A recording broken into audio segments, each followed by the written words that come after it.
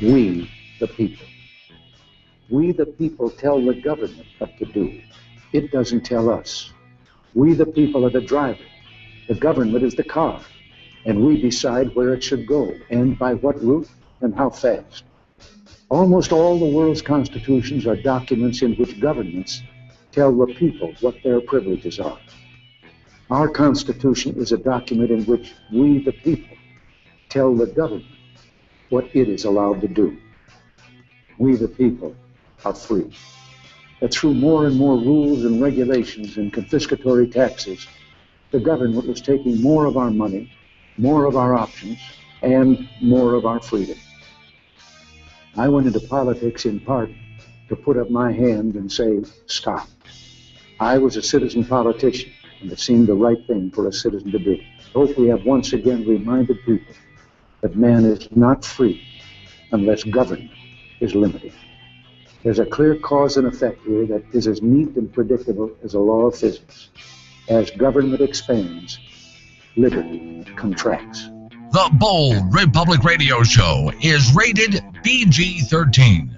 Those people in favor of big government and with the mentality of a 13-year-old will be offended. And now, here's your host, Glenn Woods.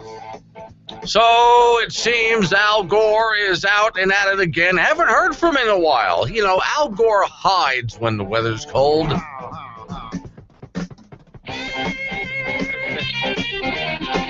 It's a Monday edition Bold Republic Radio Show. My name is Glenn Woods. Thanks for joining me. As always, phone number if you want to get involved in the action. Easy to do.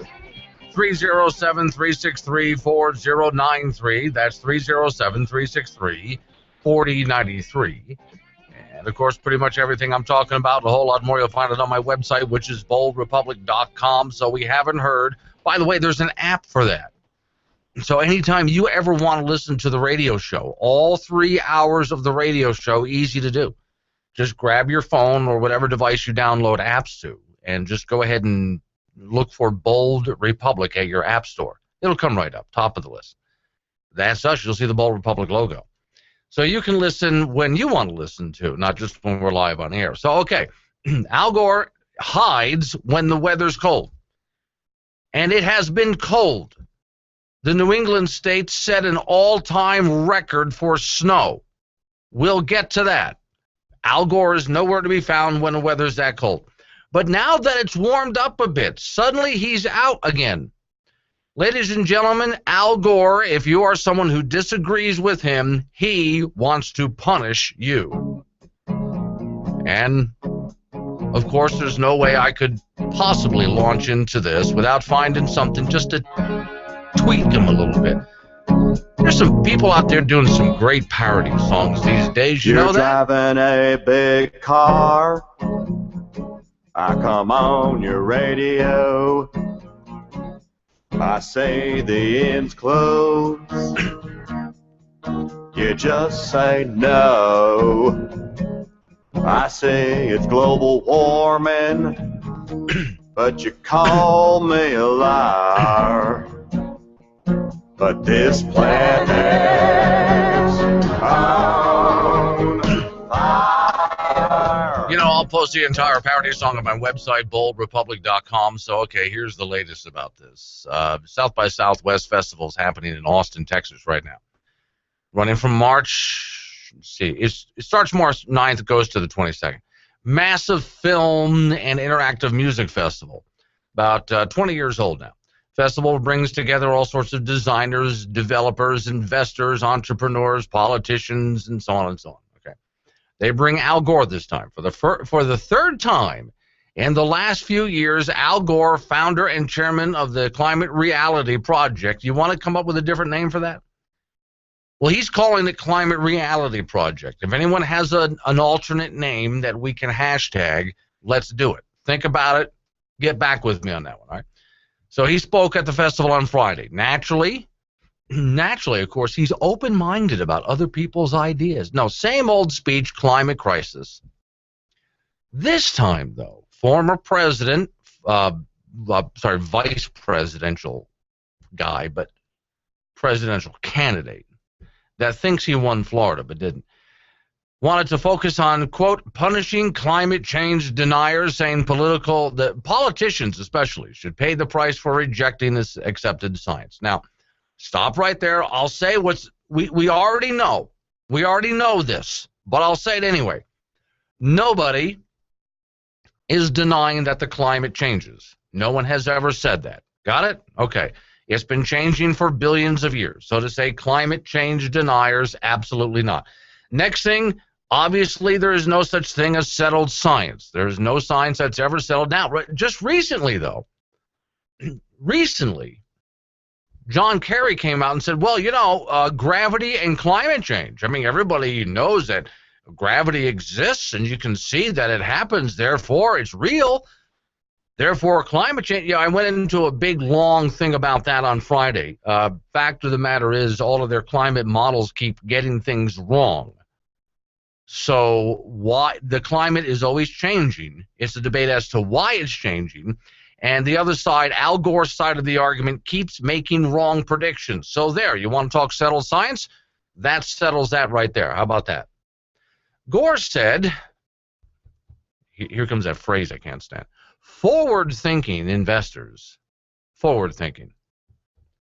Because, with the phrase moving forward today, every time you say forward-thinking, moving forward, lean forward like MSNBC, that's obviously something good, right? Sure it is. He says investors are moving away from companies that invest in fossil fuels and toward companies investing in renewable energies. Actually, that's not the case. The only people who are really, there are investors in green alternatives, yeah, but the main investors that are out there are not investing in companies that keep going bankrupt. Now, the government keeps forcing, in fact, let me correct that.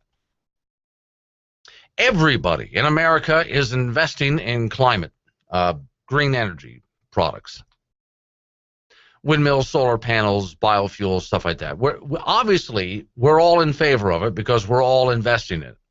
What they're not telling you is you're being forced to. The money's being taken from you by force of government and given to the cronies of the Obama administration, given to the cronies of Al Gore. Al Gore has become stinking rich off of being a government crony. Al Gore goes and lobbies his friends in Washington, D.C., and they pay him big bucks, along with other green energy companies out there getting big bucks, and those are the investors, by force. Okay, so he said, we need to put a price on carbon to accelerate these market trends. So in other words, force the market, referring to a proposed federal cap-and-trade system, which he kept trying to force but kept failing, that would penalize companies that exceed their carbon emissions limit. And in order to do that, we need to put a price on denial in politics, he says. So in other words, if you don't agree with him, especially if you're a politician, then you need to be punished. Okay, now there are those, by the way, in the hardcore leftist movement that, believe it or not, you might find this hard to believe, that are actually more left-wing on this topic than Al Gore is, more radical on this topic than Al Gore is. They want to see you imprisoned. Some have even suggested that you be executed. But okay, years from now, Gore said, the next generation will look back at us and ask, how did you change? Wait, stop right there. That's not what they're going to be asking. Let me read that again, and I'm going to correct what Al Gore just said. Years from now, Al Gore said, the next generation will look back and ask, how did you change, to save the world? No, that's not what they're going to ask. Years from now, the next generation is going to look back and said, all you left us with is change? I've got like 35 cents here. That's all I've got. The dollar isn't worth squat. You completely crashed the economy. You spent hundreds of billions of dollars every single year on projects that just failed and went bankrupt. There's no electrical grid anymore. The grid doesn't work. The wind turbines are frozen in wintertime. The solar panels are covered. America is starving energy-wise. People are dying they're freezing to death in the wintertime. dying of heat exhaustion in the summertime. Why did you change? They're not going to ask, what did you do to change? Why did you change everything? Why did you get away from carbon-based fuels now? Our economy has crashed. You put us into debt. Why did you change all of this and leave America vulnerable? I mean, think about it. If America is starving energy-wise and is flat, if future generations are flat broke because of nonsense like this, then future generations are left how vulnerable? They're trying to convince you, people like Al Gore, that climate change is a national security risk. Fact of the matter is, the climate has been changing for 4.5 billion years, and we just have to adapt to it. Let me tell you what a security risk is. Security risk is a nation that is bankrupt. Security risk is the dollar being worth absolutely nothing. That's a security risk. Security risk is a nation, especially a nation our size, but any nation that cannot produce power. That is what a security risk is. And you can't produce power with this green energy nonsense. It's just not producing what they promise. And again, these companies keep going bankrupt. Sorry, someone let finish the sentence here. Years from now, Gore said, the next generation will look back and ask, how did you change? Not why did you change. Part of the answer will be, Gore says, that a group of people came to South by Southeast in Austin, Texas in 2015 to help make a revolution, Gore said. Gore, now what he's trying to do is whip up everybody into a frenzy and get them restarted again because, frankly, Al Gore's movement is dying. It's dying. The number of people who believe this nonsense is shrinking greatly, mostly because of not just outrageous claims, but how many claims never came true. And I've given you the list, long and short list, of how many claims that they've given to us and just never came true. So he's trying to whip these people up. And there's a few left. There's a few true believers left. Gore wanted to see these young tech-savvy attendees start a grassroots movement using social media like they did when net neutrality was threatened, or when Stop Online Privacy Act threatened to blacklist the website that he was trying to put. That's a whole other topic. We won't get into it. Former Veep even gave a nod to Pope Francis during his talk, showing a side of the, well, he said, how's about this, Pope? Pope Francis celebrated his 2-year anniversary Friday, riding a wave of popularity, and he is apparently is a believer in man-made climate change as well, and has made some statements accordingly, and so Al Gore was giving him a bit of a nod. So there you go. Al Gore is not as radical as those that want people like you and me who believe that climate change is natural. He's not so radical that he wants us all imprisoned. But you still financially must be punished if you are not a true believer in something that he calls settled science. Oh, stop just for a second there. Let me ask an interesting question. If you could, try this sometime. Next time somebody turns to you and says, it's settled science, ask them, seriously, do you really believe in the scientific method? Now, this question is a trap. I'll let you know right now. Do you really believe in the scientific method? And when they turn to you and say yes, then you should know there is no such thing as settled science. And just kind of step back and watch the look of horror on their face, and then laugh as they try to explain their way out of that one. And they will try to explain their way out of that one. All right, speaking of weather changes here, beautiful weekend. It was a beautiful weekend. Getting cloudy out there, getting windy out there. Good, because my car needs to get washed. But if it doesn't rain and give me enough weather to clean my car naturally, then it's okay, because I know I'm going to end up having to do it, and it's fine with me. Anybody's auto magazine is something that you can pick up just to get a whole brand new car. It's not just a dirt problem. The whole thing is falling apart. Get a new car. Or hey, springtime coming around, a wave runner. You want one of those? A boat? An RV to go on vacation somewhere? Maybe a trailer to go on vacation? What do you need? I've even seen planes in there. Anybody's Auto Magazine. You can advertise in it, whatever you're trying to get rid of, or you can just flip through and buy something. It's free to pick up.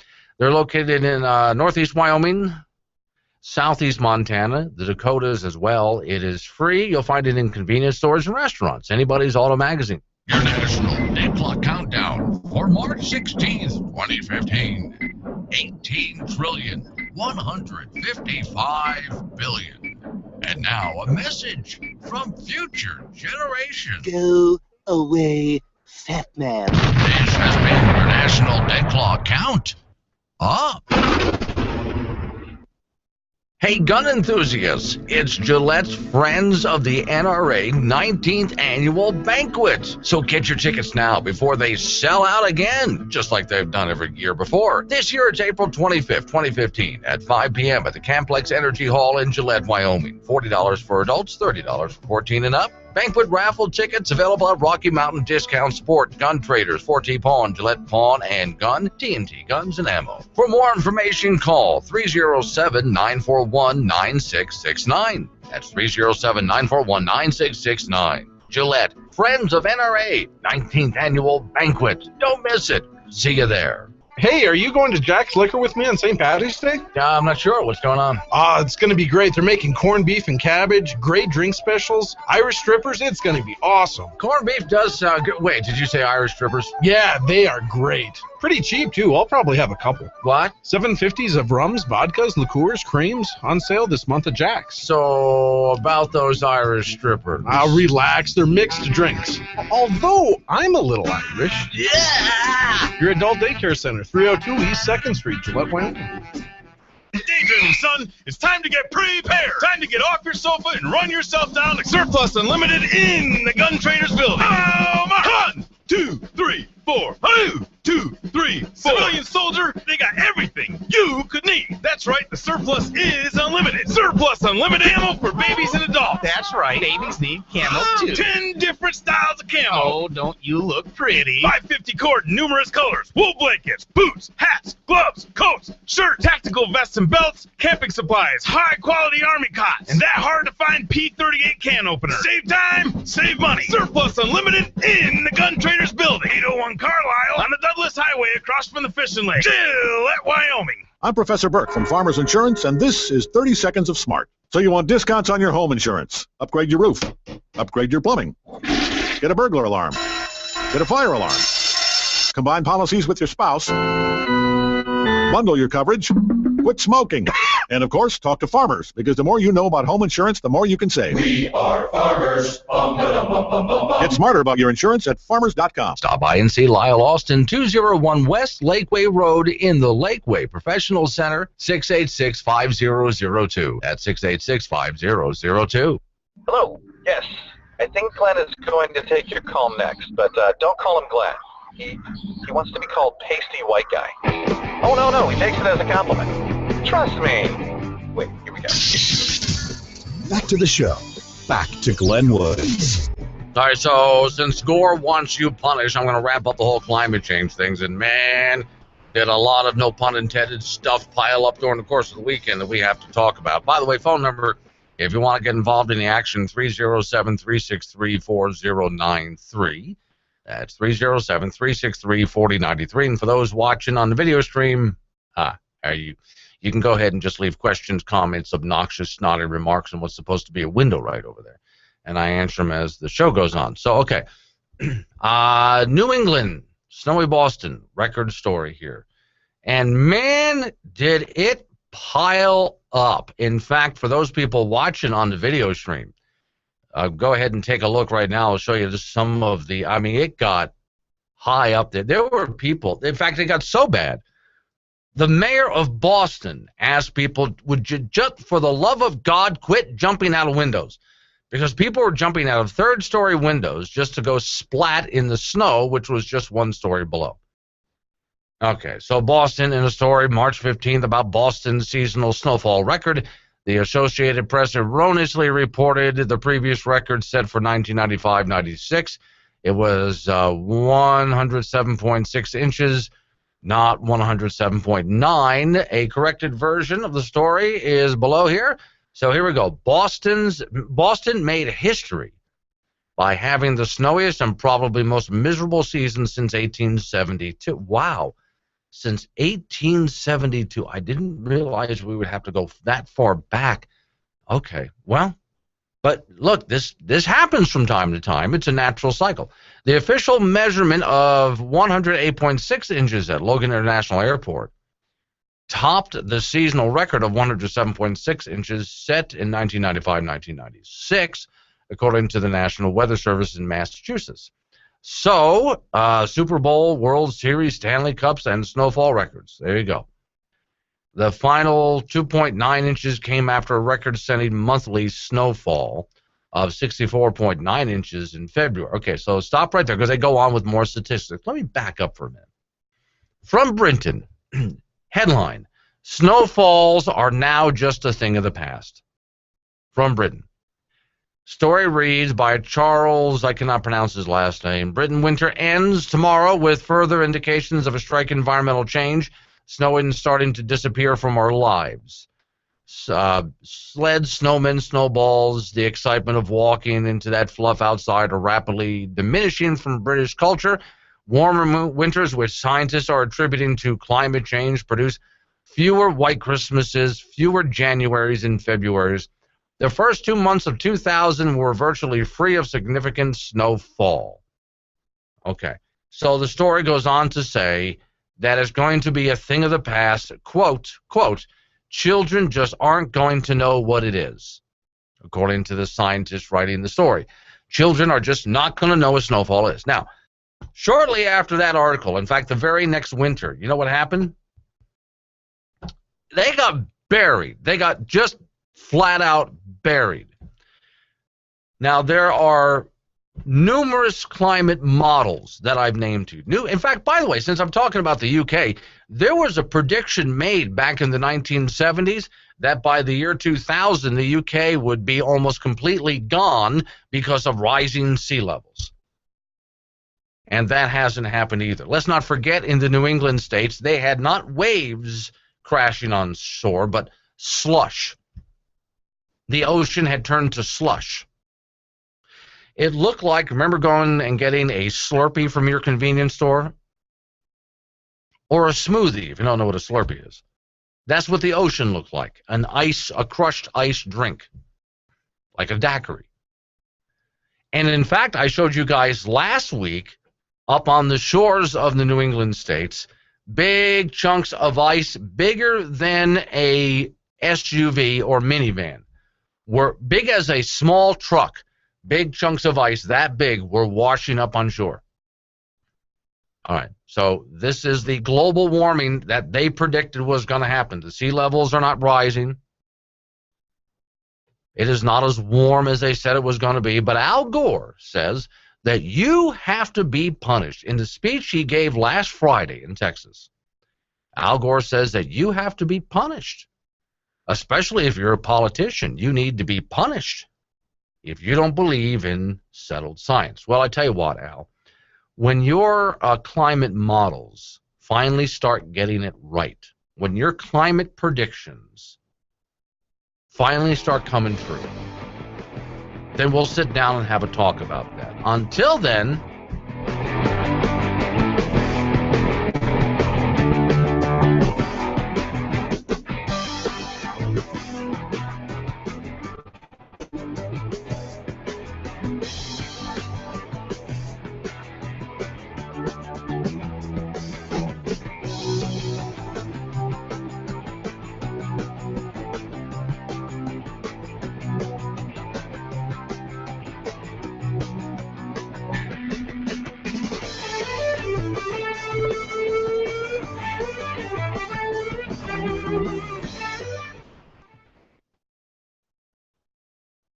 Who really is the most trusted name in news? I'm John Phillips, and this is Pole Position.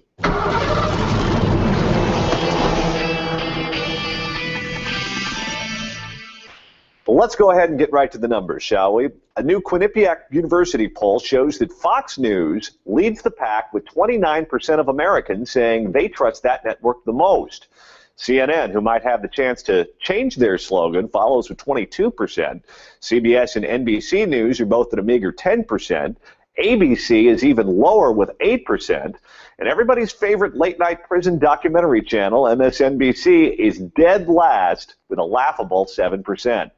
Unsurprisingly, more Republicans at 58% say they trust Fox News the most. Only 3% of Democrats say the same thing, with 32% picking CNN. Self-identified Democrats are also twice as likely to trust MSNBC than the population as a whole. So do we only trust what we already agree with? Here's the deal. If Fox News still beats everybody on the trust issue, even though the rest of the media spent the last couple of decades attacking their journalistic integrity, it's a big deal. The liberal media is going nuts trying to explain this, but it all boils down to two possibilities. Either you think Fox is really fair and balanced, and therefore their reporting is trustworthy, or you think Fox is misleading, right-wing, and biased, and the American people are just dumb and falling for it. The fact of the matter is, if you look at the 2000 election map and you see the county-by-county results, there's stripes of blue along the coast on both sides of the country and big cities, places like Chicago and Milwaukee. But most of the country, most of the counties are red.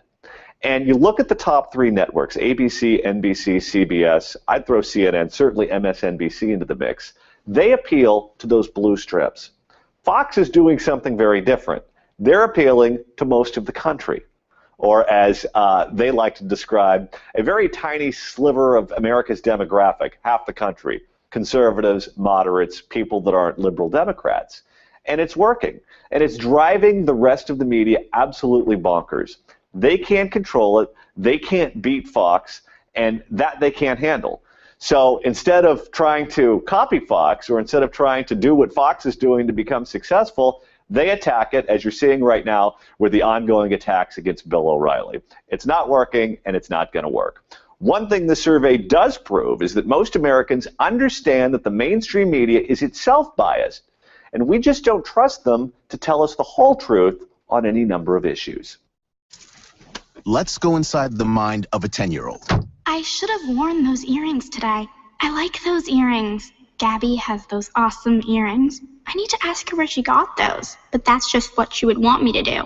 I'll have Michaela ask her for me. Buckle up, Sarah. Yeah, but then Michaela will be like, why don't you just ask her yourself? That's just like Michaela. Sarah, buckle up. Michaela's such a great name. I wish I was called Michaela. There's like a dozen Sarahs in my class. Hey, we're not hitting the road until you buckle up, honey. Oh yeah, seatbelt. I forget sometimes because my brain is like busy, you know? I wonder if there's pizza at school today. Sometimes it can be tough to get through to your kids, but it's not impossible. Always make sure they're wearing their seatbelts, even on short drives. Remember, you have the keys, you have the power. Never give up until they buckle up. A message from the National Highway Traffic Safety Administration and the Ad Council. Visit safercar.gov/kidsbuckleup for more information. Need to let off a little steam? Yep, that's why we installed phone lines into the studio. Call Glenn now. Old Republic is on the air. Here's Glenn Woods.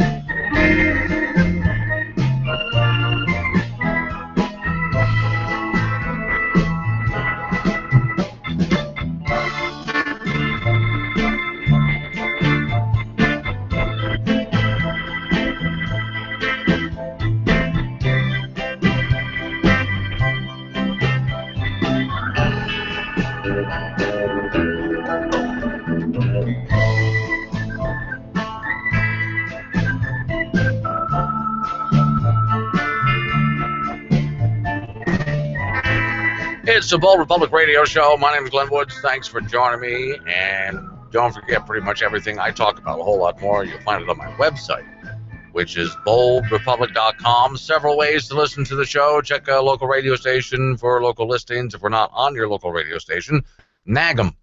Next is, of course, there's video streaming. Go to my website at boldrepublic.com and you can watch the show. Thank you to the Spreaker geeks that are out there listening on Spreaker. There's also, and if you're listening on Spreaker, if you go to my page and follow the show, I'll follow you back if you're on Spreaker too, by the way. So there's all these different ways you can catch the show, even the show archives at boldrepublic.com. One last thing on climate, then I got to pick on a Republican governor in the state of Wyoming who is not a Republican. He's a Democrat. We'll get to that next. So my family's got a cabin in the Carolina Mountains, right? I talk about it a lot. I brag about it. I love it. We have a wood-burning stove. You know, my parents got that wood-burning stove. There was an old homestead being torn down on some farm somewhere. And they went there and made an offer. This is not some little wood cook stove. This is a big sucker. I mean, I've never seen a wood stove this big before. And it's got a nice sizable oven, a huge cast iron top to. I mean, it is impressive. And I love warming the house with it and cooking food on it. So you've heard that the EPA, once again, here's a government agency writing law. The EPA is trying to write a law regarding wood-burning stoves. We're getting real close to that happening. Oh, by the way, they're after your barbecue, too. I'm not kidding. They're writing some rules, which are laws to you and me. Remember my definition of a law. If I have to do it or else, or if I'm caught doing it and I'm punished, it's a law. So government agencies, now the fourth branch of government, writing laws, even including the backyard barbecue, they would want a device hooked up to your barbecue grill. I'm not kidding. That would capture all the smoke and filter and things like that. That's actually a proposed regulation. Now, as far as your wood stove goes, whether it's a cook stove or just a wood fireplace, whatever the case is. Story is Environmental Protection Agency is set to finalize a set of regulations, laws to you and me, that critics say will effectively ban production of 80% of wood and pellets in stoves in America. EPA published a set of proposed regulations, laws, more than a year ago, but since then has been accepting public comments, which, by the way, they hate doing. The politicians and bureaucrats don't really want to hear from you. They just have to do it. If they can find a way, and they often do. Look, the FCC recently found a way, just recently, how to pass a law. They seized control of the internet, and they got around the public comment period. Remember, nobody was allowed to see what they had written until it was passed, because, you know, we don't know what's in it, according to the Wicked Witch of the West, until we have to pass it in order to find out what's in it. That's exactly the way your government acts right now. You no longer live in a constitutional republic, by the way. So the regulations already having an impact. Advertisement for Essential Boiler Company, that company's classic outdoor wood furnaces, would be outlawed by the new regulations, laws, and will be available, not be available, later this spring. The EPA argued that the new laws would improve air quality. The regulators require stoves to burn up 70% cleaner. Quoting here, residents, wood smoke causes many counties in the U.S. to either exceed the EPA's health-based ambient standards, the fine particles and so on in the air, and they go on and on about what they have a problem with there. So, okay, local and state governments ban wood burning. Some local governments are going even further than the EPA. Puget Sound Clean Air Energy Agency recently banned wood burning in King County, which is Seattle, for several days because of what they say were stagnant weather conditions, and they offered a $1,000 fine for something like that. So, okay, there's where we're at right now. It's not just a wood-burning stove or a wood-burning heater that you have in your living room. Well, some people call that a stove. I consider a stove is what you cook on top of. And some people just have basically like a furnace in their living room, and they just throw wood into that. But also, they're actually going after your backyard barbecue. Now, what could possibly be more un-American? You can mess with a lot of things. Don't touch my guns. Don't touch my barbecue. Bold Republic would like you to visualize no more war, no more terror. Visualize world peace.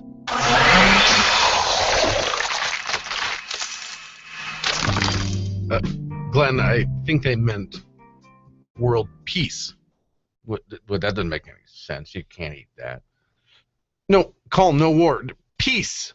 Yeah. What sense does that make? I mean, I got the peas, I got the bacon over here. I got No, peace. Calm. Peace. like the opposite of what you are right now. Yes!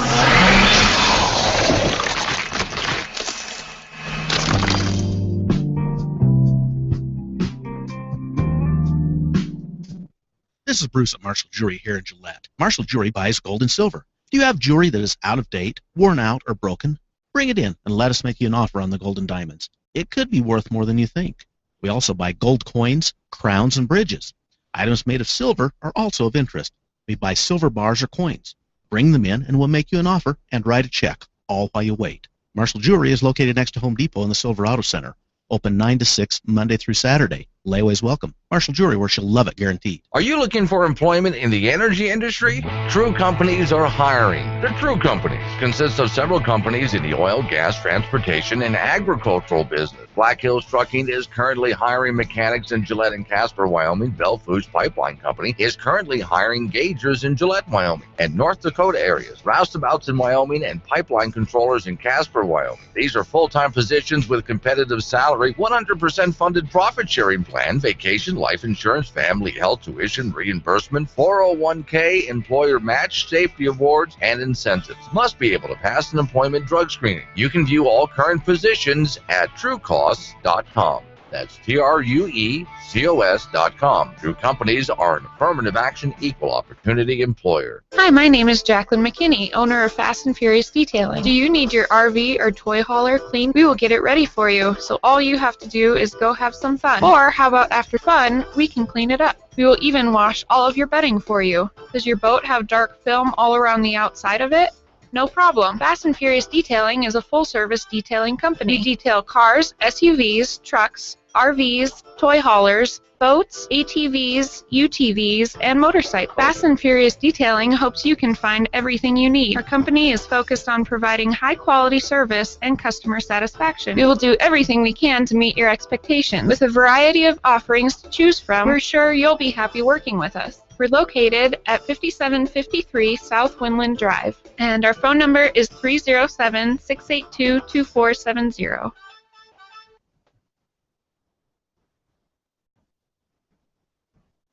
Hello, Americans. This is Rod with your local American-made store here in Gillette, Wyoming, where it's always made right here in the USA. Have you seen our stainless steel art? It's beautiful. Yes, and he will do custom. Framed artwork. Check out our selection. Top-of-the-line stuffed olives, flavored olive oils. And yes, we have toys and Okabashi sandals. Free pocket constitution with purchase. We are the solution for this great nation. Get informed. Don't forget your veterans. God bless America, and buy American. It matters. MyMadeInAmericaStore.com.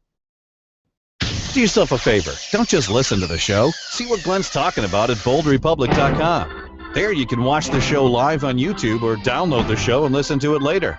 Now let's get back in there. Here's Glenn Woods. So, in the state of Wyoming, there are those people who are well-intentioned, I know, but they went ahead and voted for a Democrat.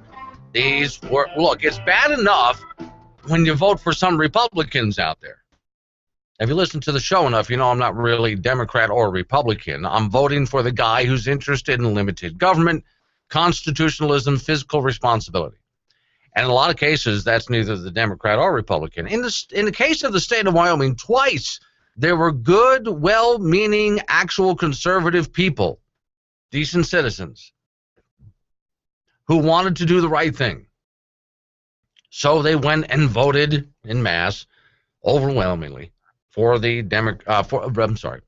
it's confusing when I talk about this guy, for the Republican that was running for governor, Matt Mead, now in his second term. And I think more so in his second term than in his first term. He's proven to be anything but a conservative. Medicaid expansion for one, and we've gone through the whole fight on that. Well, that was one that he recently lost, by the way. Glad he lost that one. But now here we come with Obamacare. From the story in front of me, in a rare move, a Republican governor, this is not rare for this Republican, who's really a Democrat, just ran on a Republican ticket. But by the way, Wyoming is primarily a Republican state. You don't get elected to much as a Democrat. So, okay.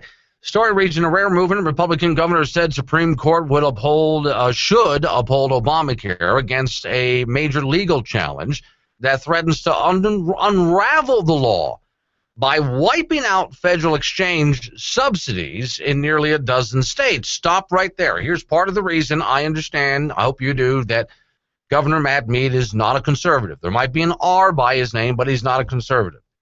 So all of these, and he wanted some of these subsidies, by the way. Well, there's all this money that's going to come to the states. Governor, have you checked the national debt lately? It's over $18 trillion. Where's this money coming from? And then what about the strings attached to it? Because, look, if you take federal money, there's strings attached to that federal money. All right, so Matt Mead said, although he opposes Obamacare, a defeat for the law in court would cause a lot of turmoil and leave states like his scrambling, according to the Wyoming Tribune-Eagle. And leave states like his scrambling. Okay, so Wyoming would be scrambling for the money. Here's the problem, Governor. States like, any state, not just states like Wyoming, any state should have never accepted the money in the first place. You're gonna scramble because you got addicted to the federal money. And when that money eventually dissolves away just because of the national debt alone, what are you going to do? Medicaid, Medicare, Social Security, all going belly up. What are you going to do, Governor Mead? Because sooner or later this ends. Jacqueline is hanging on the phone. Hi, Jacqueline, what you got for me? Yes, this is Jacqueline Judd. Yes, ma'am. Casper, Wyoming. Oh, good to talk to you. What you got for me today? Yeah, I'm really quite angry at what I just read about Governor Mead. Yeah. Hoping that the Obamacare goes through. What is the matter with that man? Does he not know what is in that Obamacare, or does he not care? Now, here, what he said in the story by the Wyoming Tribune-Eagle is he said, well, while he's not a fan of Obamacare, if the court strikes down the law, there's a lot of states receiving federal subsidies, and they're going to have to go scrambling for money in order to pay for the programs they've now set up. I think Matt Mead is all about receiving federal money, and never once has he ever looked at the national debt. That is exactly my scenario about it as well. I believe that it is all about money and not about what is in the Obamacare and what it is right for the Wyoming people or the people of the United States for that matter. Well, and then let's get back to the money for a minute, because frankly, if any state gets hooked on federal dollars, as you know, we're over $18 trillion in debt here, sooner or later, the federal government just runs out of other people's money. Now, they've set up all these massive programs based on federal money. Even Matt Mead wanted to get Wyoming on Medicaid expansion. So what were we supposed to do when that money dried up? We're going to be back in the same predicament, if not worse, than what we were before it ever started. But nobody ever addresses what is in the Obamacare. Right. The Obamacare is such a freedom-ripping piece of garbage that I have ever seen on anything. I've got page after page after page where it shows and proves that it rips our freedoms to pieces, and there's a lot of people that don't even know that is the case of it. I'll talk about. I got to run to the next affiliate radio station break. I'll talk about it right after that. Thanks for calling in, Jacqueline.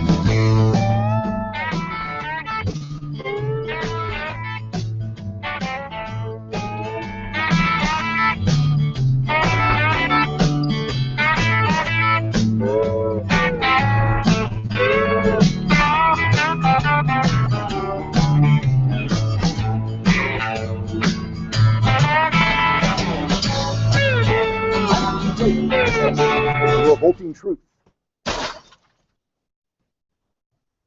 Today, right before your very eyes, the revolting truth presents astounding feats of magic worthy of Penn and the Silent One. unless Penn is the silent one. Then this would be worthy of Teller and the silent one, who would be Penn. What was I talking about?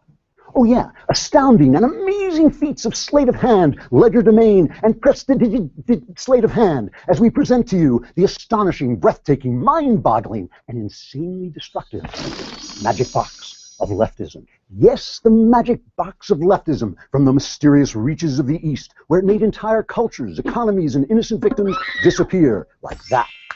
Now it has been brought to our shores by our own wisest asshats in order to mesmerize you with its fantastic power to turn good intentions into crap. Behold, equality. Now, the word equality, when it's applied to human beings, means, well, actually, I don't know what it means when it's applied to human beings, but equality is good for slaves and dead men, so it must be great for the rest of us as well. Watch what happens when we put the meaningless word equality into the magic box of leftism. Whoa! Under leftist President Barack Obama, income inequality has grown at a rate about 4 times greater than under President Bush. About 95% of income gains under the leftist Obama have gone to the top 1% of earners. How does the magic box of leftism turn equality into inequality? Massive regulation that makes business too expensive for startups and therefore favors big corporations. Higher taxes on the wealthy, so they hire fewer of the rest of us, which means wages stagnate and more in the middle class sink into poverty. Amazing. Now watch this.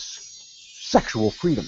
In the bad old conservative days, people took a moralistic attitude towards sex. Marriage locked couples into a miserable prison of mutual care and affection. And if a woman got pregnant, she wasn't even free to choose to inject poison into her child's heart, suck out its brains, and pull its dead body from her womb limb by limb. Is that fair? So, into the magic box of leftism went sexual freedom, and out came childish, irresponsible men, depressed women, hysterical rape fears, millions of dead babies, and restrictive laws like yes means yes. In the magic box of leftism, sexual freedom becomes sexual repression. Absolutely astounding. One more. Peace. Enough of those evil wars in Iraq and Afghanistan. Pull out our troops, cut the military budget, and never say anything to insult it, which has absolutely nothing to do with Islamic terrorism. In fact, it is so irrelevant you can't even tell what word I'm not saying. So, let's put peace into the magic box of leftism and, whoa, that's mind-boggling. All right, so I know what you're all wondering. What's inside the box? What is it that transforms the happy-face programs of the left into their exact opposite? Today, the secret will at last be told. Exclusively here on The Revolting Truth, we open the magic box of leftism to reveal. And what's most amazing of all, if you're a leftist, you can't even see it's there. I'm Andrew Klavan with The Revolting Truth. Sorting through the nonsensical nonsense that makes your life a living hell. It's Glenn Woods. BoldRepublic.com.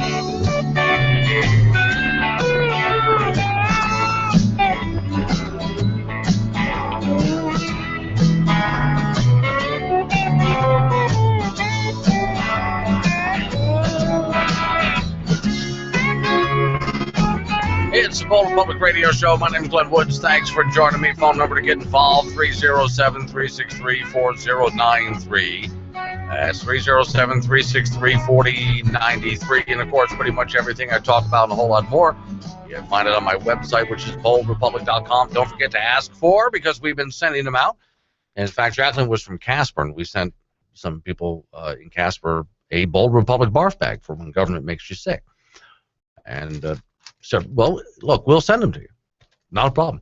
We've made these barf. I'm pleased to say these barf bags do leak a little bit, and that's the point of it. So what you do, whenever you feel like you're getting nauseous because I'm telling you about some government official and you're just about to heave, it's a good idea if you have their address pre-made on the back of it so you can mail the barf bag. Then you just open the bag up, heave into it, seal the bag, send it to the politician in question. It's the Bold Republic barf bag. Just go to my website, boldrepublic.com. Right there, just grab, you can see all of the information for the show. Send me an email with your address and that you want some barf bags. Well, we might even send you more than one. Okay, so let's get back to what Jacqueline was talking about, because I'm focusing on with Governor Matt Mead, who obviously is not a conservative. He might have an R by his name, and a lot of really well-intentioned people voted for Governor Matt Mead thinking they were voting for the conservative. Obviously not. And he says, while I don't really like Obamacare, I kind of doubt that. I think he does. He wanted to set up the Medicaid exchange program here in the state of Wyoming despite the national debt. He doesn't want Obamacare to go away. He doesn't want the Supreme Court to shut it down. Because there's so many states out there, he says, are scrambling. Right now, they're receiving money from the federal government. And frankly, that money will just go away, leaving those states on the hook with all of that money. Well, I mean, you can't just leave them hanging like that. And my answer is they should have never gotten on those programs in the first place, and the sooner those programs are shut down, the better, because they're detrimental to the states. And Matt Mead would understand this if he was actually a conservative. Now, what Jacqueline was talking about specifically is what's in Obamacare. Jacqueline, here's my main complaint.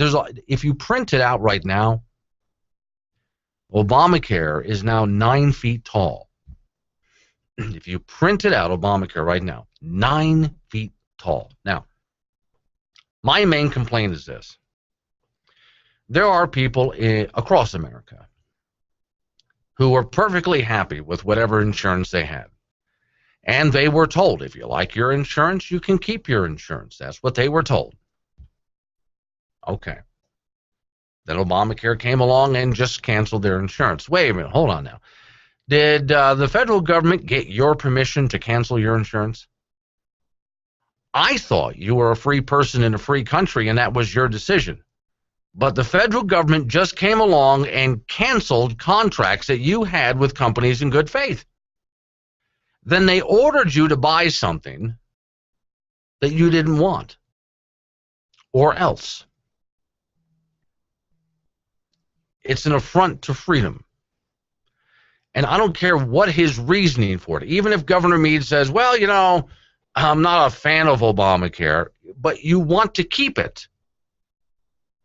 Mead added, we will see what the decision is. If the Supreme Court upholds the federal government's position, that is one thing. If they don't, I think we will be one of many, many states that will be scrambling, trying to find an answer and seeing whether Congress can provide statutory fix to what will be needed. You know, Governor Mead, if you were a conservative, you would understand the following. The best thing that the federal government can do for health care in America and for the good of the people is to get out of health care. Just step away, leave it alone. Governor Mead, if you were a conservative, you would believe in the free market.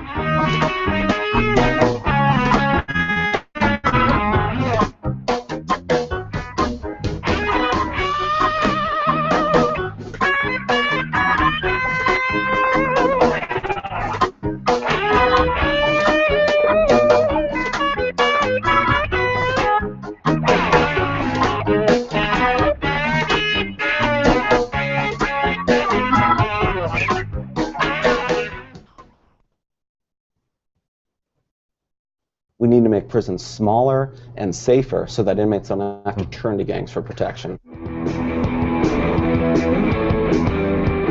Hi, I'm Nick Gillespie with Reason TV, and today we're talking with David Scarbeck. He teaches political economy at King's College in London, England, and he's the author of the great new book, The Social Order of the Underworld, How Prison Gangs Govern the American Penal System. David, thanks for joining us. Thanks.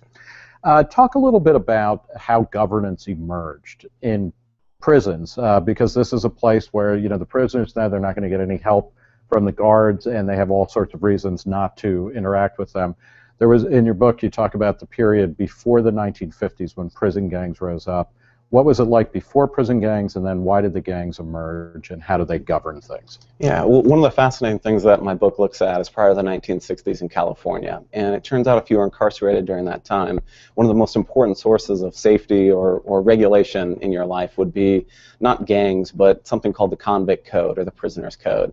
And it was just kind of a basic set of ideas about what's acceptable behavior for inmates. Don't lie, don't steal, don't incur debt and not pay it back. Right. Be a good neighbor to other people. And how was that enforced? Like if somebody, if somebody contravenes that, what happens? In a very decentralized fashion. Mm-hmm. So there wasn't an organized monitor trying to find out when people broke these rules.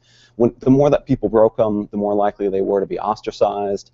That would mean that they wouldn't have access to resources, support from their peers. It would mean that they were more likely to be victimized by other inmates. And that provided some pressure or incentive for inmates to kind of do what other inmates hoped and expected and wanted them to do.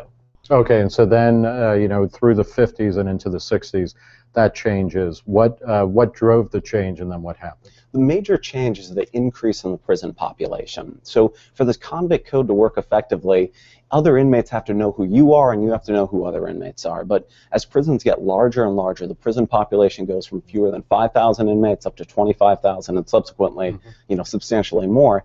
There's more strangers around you, and that means that ability for a decentralized system to works much effectively. And of course, everybody is wearing the same clothes, so they, you can't even really distinguish people by, most physical appearances, but that gives rise partly both to gangs who then organize and racial gangs, right? Yeah, absolutely. So in the 1960s in California, there's dramatic increases in inmate-on-inmate violence, many more stabbings and assaults, and that reflects the fact that the code is less effective at providing the safety and order that inmates want. So what we see when we study the history of gangs, so prison gangs like the Mexican Mafia, the Aryan Brotherhood, these notorious groups, when you look at their histories, they all formed to provide protection and security and safety to their own members. So in the 1960s and 70s, they're forming because as an alternative source of governance to this convict code. And as populations increase subsequently, these gangs take on even more important roles. And one of the reasons that race is important is because, again, when everybody's dressed the same, that's one signifier where you can guess, okay, if you're white and you see another white guy, they're on the same team. If you're black and black, you're the same team. Mexican. Yeah, the way that the gang politics, as they call it, works is it's effective at doing what inmates want because you don't have to know a particular person. You just have to know which group they affiliate with. So without a doubt, there's racist prison gang members. I don't want to deny that. But there's a logic to it in that in an environment where everyone wears the same clothes, they have similar haircuts, they're in a roughly similar age, what's the easiest way to identify what group someone affiliates with? Well, the color of your skin is very low cost to identify. And that makes that interaction between members of different groups much easier to govern. What happens if and you see this in shows like Oz and whatnot, or prison shows, if say you're white and the Aryan Nation gang comes along or something and say, hey, you got to join us. What happens to people who choose not to? Yeah, well, I mean, in California, the affiliation that you have to make isn't typically with kind of one of the traditional prison gangs. It's just with a broader racial group, the white inmates, maybe from a certain geographic area. As long as you're willing to affiliate to that limited extent, then that's good enough. If you're not willing to do that, sometimes inmates affiliate with religious groups or sports teams. But what's key to each of those groups is that each member of the group is responsible for every other member's actions. So when there's problems, everyone knows who to go to try to control you. Talk a little bit about tattoos as well, because this is, it's a flourishing industry or practice in prison with rudimentary tools. But how do tattoos function, and what are they? Prison is an environment where there's lots of strangers around you. You don't know who's trustworthy, who's dangerous, who has a good reputation, and who has a bad one. Tattoos are a way to provide credible information. They're permanent, they're often prominently placed, so you're not just going to get a tattoo on your face or your forehead indicating that you have some past experience or affiliation if you haven't. Because if you did, you couldn't very easily hide it. So it makes them great, very credible signals of information. And in a world of so many untrustworthy people and strangers, they're especially important.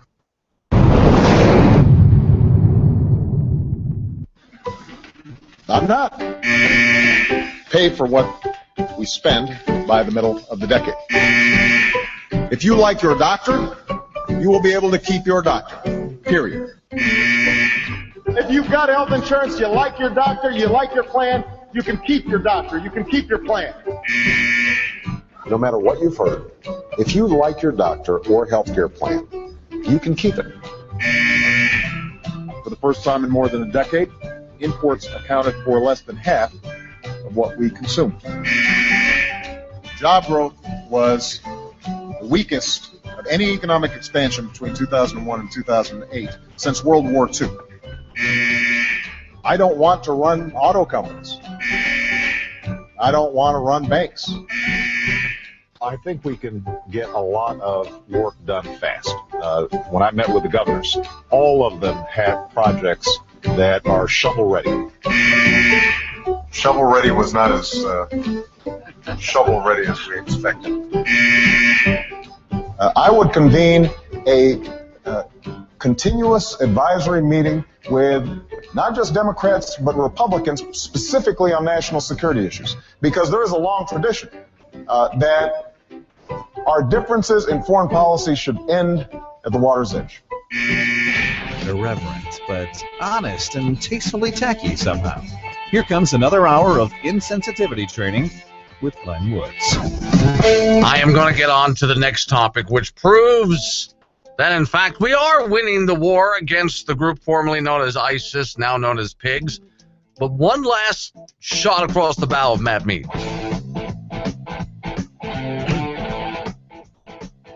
It's the Bold Republic Radio Show. My name is Glenn Woods. Thanks for joining me. Of course, you can do what Jacqueline just did. Phone number to call into the show. 307-363-4093. That's 307-363-4093. And, of course, pretty much everything I'm talking about and a whole lot more. You'll find it on my website, which is boldrepublic.com. So, okay, the thought's still in my head. Give me a moment to get this out, because I think this really is important. So let's say you've voted for a guy who says, like Governor Matt Mead of Wyoming, who says that he is a conservative.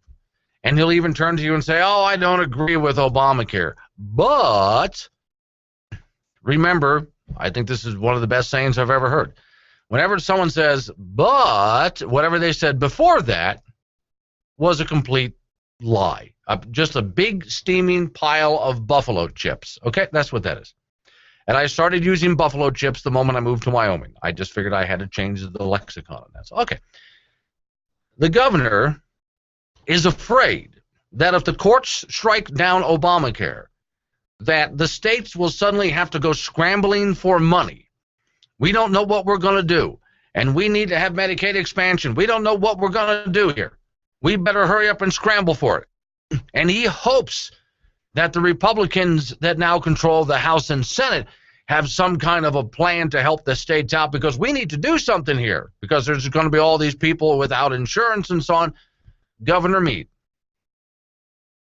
the reason that you're worried about that is because you are a Democrat, because you're a liberal, because the first thing that you think of when it comes to solving a problem is what is government going to do to solve the problem.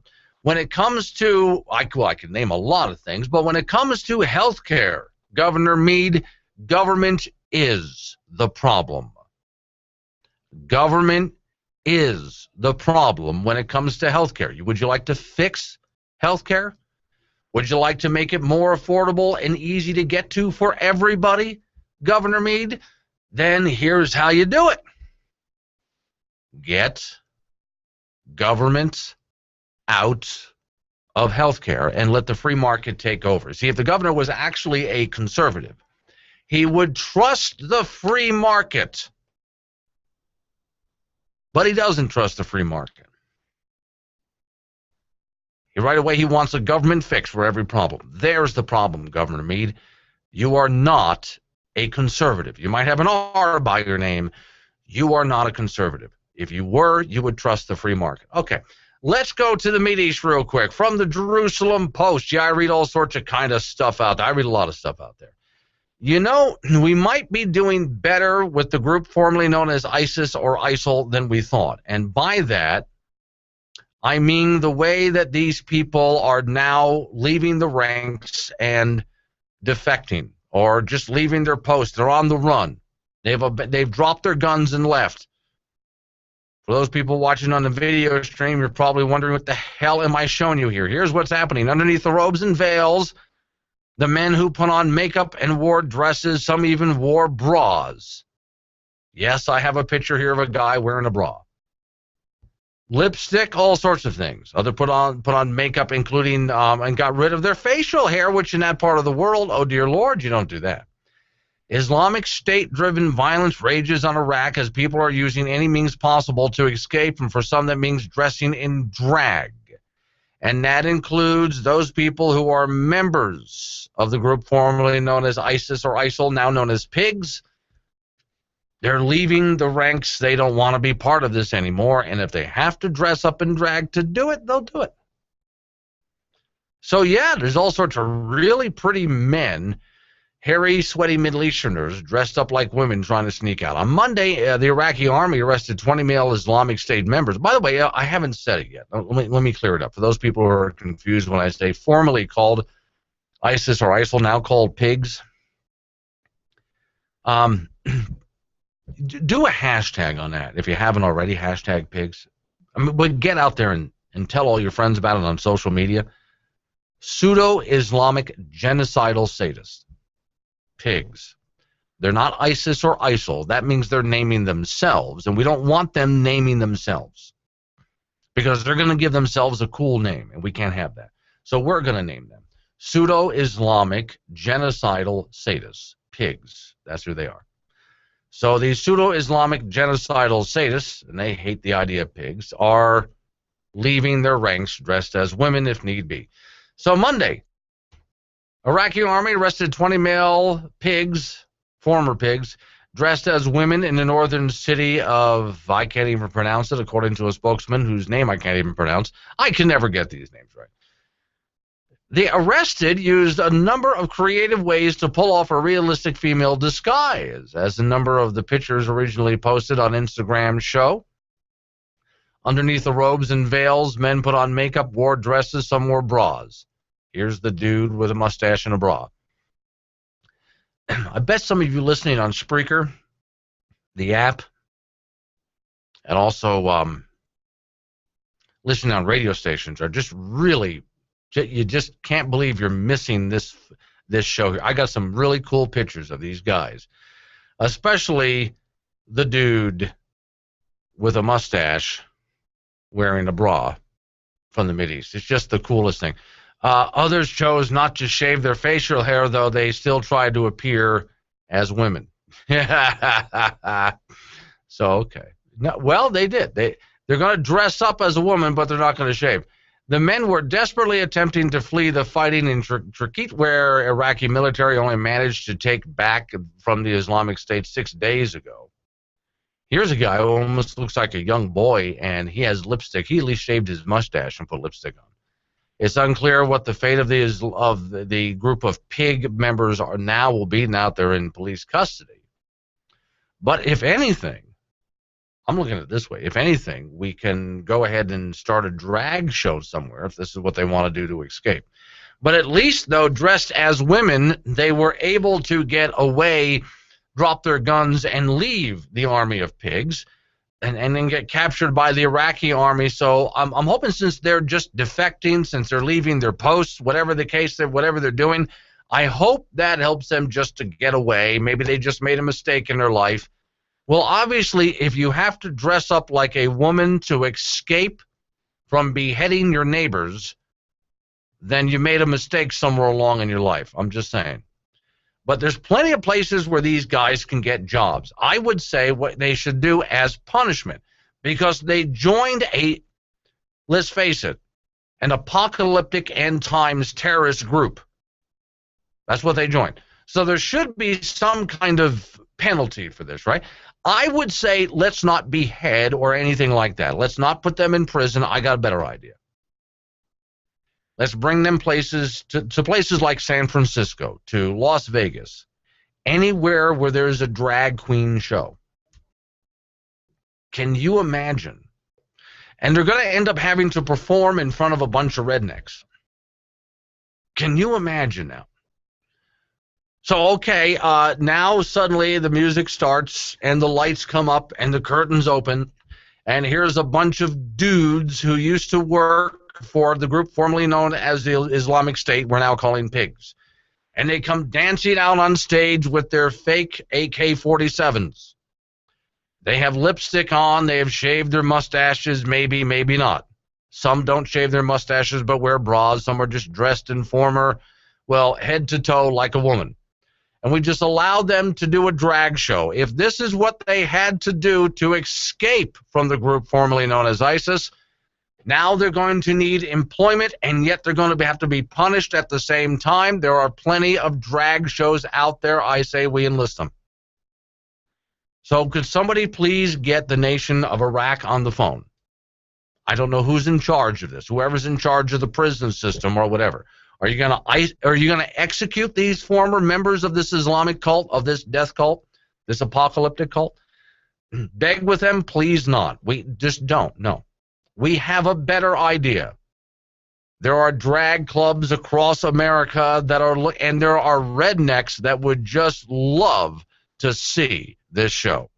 So you're telling me that the city made it illegal to feed the homeless? In a free country, people don't need a permit to be compassionate. Be bold, be free. BoldRepublic.com.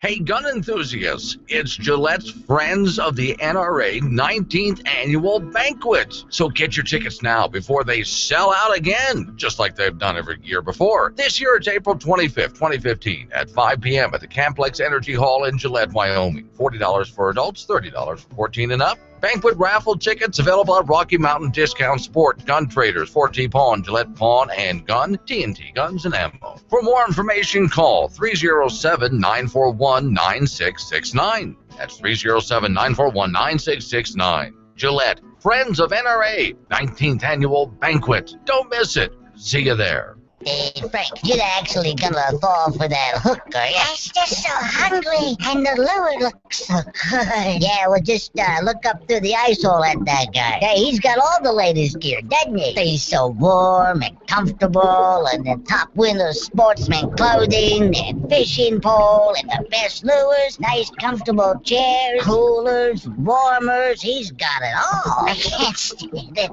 I'm gonna bite the hook. Are you seriously gonna fall for that? No, it's just that it has to be warmer up there above the ice than down here in the water. Yeah, and that frying pan he's got on the fire's a lot more. Rocky Mountain Discount Sports has everything that the ice fisherman needs for the winter. Lines and lures, rods and reels. Special outfits to keep you warm, tents to keep the wind away, and the right kind of lures for winter fishing. Rocky Mountain Discount Sports, 4706 South Douglas Highway in Gillette, Wyoming. Open Monday through Saturday, 8 till 9, Sunday 9 to 6. So over in that corner, we have three guys talking about Bigfoot. Over there, they're talking about the game that's on the TV above their heads. That table, I've lost track of what they were talking about a long time ago, but the conversation keeps getting louder. Then someone puts their favorite song in the jukebox, and here comes that guy who thinks he can dance, but he can't dance, but he thinks he can. Nobody really cares that he can. In a moment, I'm going to walk over to their giant humidor and pick out a nice stogie. They have great cigars in a huge humidor, Pat's Liquor, where if you haven't made friends, then you haven't been there more than 2 minutes. Give it another minute and make some friends at Pat's Liquor, 600 South Douglas Highway, Gillette, Wyoming, right next to Wells Fargo Bank. Happy hour, 4:30 till 7. Yeah, it seems the Higgs transponder flagellated your subwell drive and capacitated your moron circuit. Does your mechanic speak another language? So I figured we reversed the polarity on the latch trigger and transposed the Weller circuit, and that should do it. Some mechanics take advantage of the fact that you can't speak or understand them. Yep, this is going to do it, but it's going to be expensive. But at Ideal Auto, we speak your language. This broke. Me fix. Affordable. Now, anybody can understand that. Get your car repaired with the people who speak your language. Ideal Auto, 2901 Dogwood Avenue, Gillette, Wyoming, 307-686-2259. Sorting through the nonsensical nonsense that makes your life a living hell. It's Glenn Woods. OldRepublic.com. Bacon, we gotta have some bacon. Bacon, don't be tight with the bacon. Give me some of it. What's that? Randy Cakos, Kiki Bacon. You're a vegetarian, not now. Boom, pig. Bacon on my plate, not gonna last too much longer. I'm gonna eat you all up, you salty little pig. Well, I'm playing some bacon music because DJ up there in the front office was asking the question, if we're going to take these dudes with mustaches and makeup, all sweaty, dressed in women's clothing in Iraq because they're defecting from the group formerly known as ISIS, now known as pigs. In order to, well, punish them by making them dance drag. They're going to be drag queens in places like Vegas in front of a bunch of rednecks. DJ writes, so Glenn, if the ISIS pigs are doing a drag review, may I throw bacon instead of dollar bills? Absolutely. For several reasons, DJ. One of the reasons, I hate to tell you, is because of the Obama administration. Well, let's face it, and the Republicans too, your dollar isn't going to be worth anything. So you want to throw something that's actually got some value to it. And actually, let's face it, if somebody wanted to hand you $1 or bacon for something that they wanted to purchase from you, you would probably just take the bacon. Also because if you're going to throw money, throwing $1 as in a piece of paper, it isn't going to go very far. But if you were to take a strip of bacon, you can whip that sucker across the stage, and holy cow. Well, holy pig. Wow, that sucker is just... In fact, if you want, DJ, I would say just throw a pork chop. In fact, a properly cut pork chop will fly like a frisbee across the stage and nail one of those drag queens right between the eyes. And I think that that's just a great idea. So, yeah, we'll go with that. So I wrote an article for the Campbell County Observer, as I do every single week. You're welcome, Nick. Cha-ching. The article this time had to do with experts. It was based on this story that I read, which you'll still find. It's from Newsbusters. You'll find it right now on my website at boldrepublic.com. It's on my Daily Outrage page. Headline is, imagine that. United States leads the world in unexpectedly bad news. Wow. There are those, the story reads, who now frequently use the word unexpectedly, appearing in reports about economic data. Friday Bloomberg News report, Steve Matthews, and several other reporters. And economic data has been falling short of expectations for almost 6 years. The report has three problems. First of all, it treats the last U.S. job news as an upside surprise when it really was the result of a difficult to justify seasonal adjustment. Second, it acts as if the appearance of lots of downs. Okay, let me just stop right there. Here's what I wrote my article about. We're constantly hearing, I spent the first half hour talking about Al Gore and climate change, global warming. So if this winter was for the New England states more snow than they've seen since the 1800s, that was completely unexpected. Well, sure, because you're reading faulty climate models. But oftentimes, let's get back to the economic data. They rig the economic data to make it look really rosy when they release it. Then later on, when very few people are paying attention, they adjust the data to make it more realistic. And then they say, oh, an unexpected downturn. Typical. So they had a seasonable jobs adjustment, a number adjustment, and it was just simply not realistic. And then all of a sudden, that number took a dive. Well, that was purely unexpected. No, it was completely expected. You're eventually going to have to adjust the number back to what was normal. But then I went on to write in my article about just in general, all of the experts out there that are trying to constantly convince you. Pick a topic. Since we were talking about health care with Governor Matt Mead acting like a Democrat, well, he is a Democrat. Since we were talking health care and Obamacare, well, the experts told you that Romney Care in Massachusetts was, wow, it was going to save the state. And then when it didn't save the state, when it ended up just ruining health care, it just completely flat ruined health care in Massachusetts. But then they lied to you about how wonderful health care in Massachusetts is. Then all of a sudden it takes an unexpected downturn when reality strikes. Obamacare was supposed to lower prices, but prices are unexpectedly high. These same people were supposed to reduce our federal deficit, but the federal deficit's unexpectedly high. How did that happen? Everything just is so unexpected with these people. Answer is, it is perfectly expected, it's perfectly understandable to anybody who's actually paying attention out there. So you got to wonder, how often are these so-called experts just flat out wrong? Or how often are they purposely manipulating the data, and then when they have no choice but to just admit what's really going on? Well, that was an unexpected change. Part of the problem with the people who just get it wrong all the time, look, college is really important. College really is. But there's these people out there that I call intellectual idiots. And they got a college degree, and then they went to work for the university. And they spent their entire life working in the echo chambers of liberal universities, where all they do is listen to other liberals who are saying the same things that they're saying. They've never been out into the real world. They don't know how things really work, but these are supposed to be the experts. And when you look at their predictions, they're constantly wrong. But there are those people out there who graduate from universities, and then they go out into the real world and actually experience real life. They open up businesses. They actually have to deal with the world as it is. There's even people who never went to college. They just became successful entrepreneurs. Now, see, I have respect for that. Those people, although everybody makes their mistakes, get it wrong a far lot less than those people who have simply graduated and then went to work for the universities and have never left the campus and never went out and experienced the real world. I would rather listen to a so-called expert who had a degree from the school of life, who graduated from the school of hard knocks.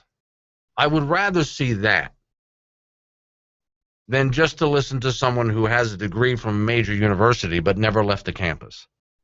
Because that's oftentimes where you find the experts. Oh, by the way, there was a study recently that was done that shows that there's too many studies. There was a study that was done that shows that there's so many studies out there that people are confused about all the studies. And most of those studies are just flat-out bogus studies anyway, about nonsense. You know what the studies really are for? They keep people at the universities employed doing idiotic studies. DJ up in the front office says, one of those, oh, yeah, you're right. Well, there is somebody who went and got a college degree or two and then spent his life working at a university. He's now president of the United States, and he is one of the biggest know-nothings out there. Does not have a degree from the school of life and hard knocks.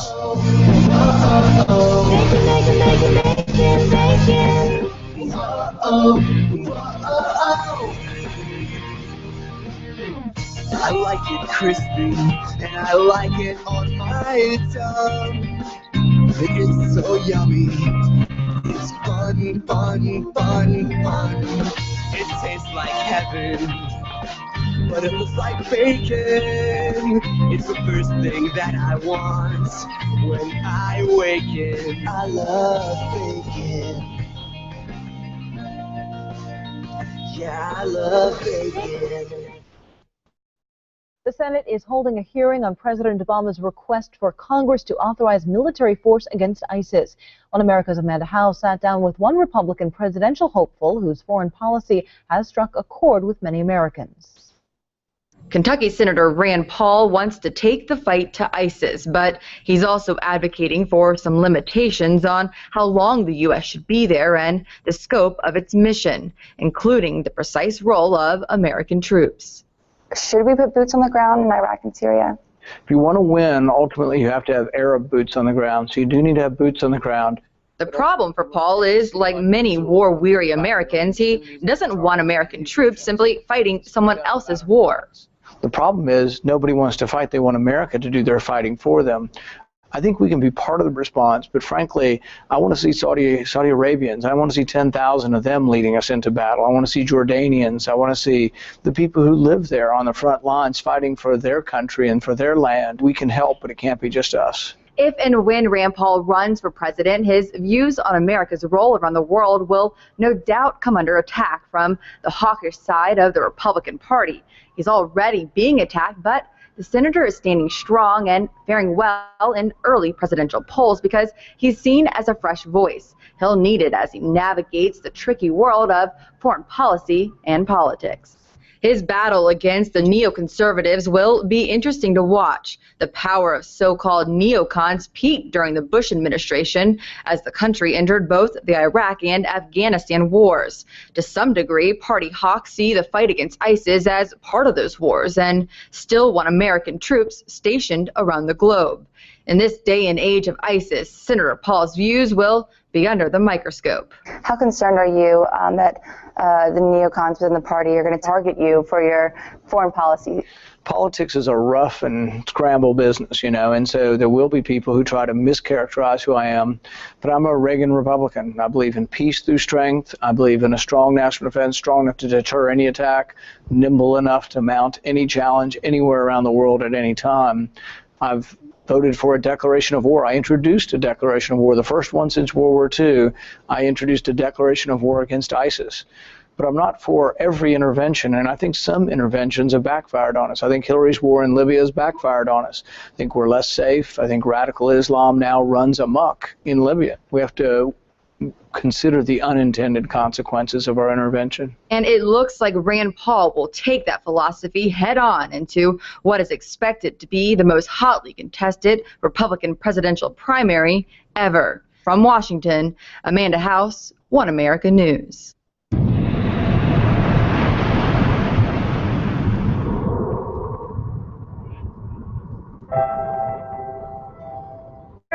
What is a hero? Heroes aren't just the ones that come to the aid of others. They're the ones who inspire others to become heroes themselves.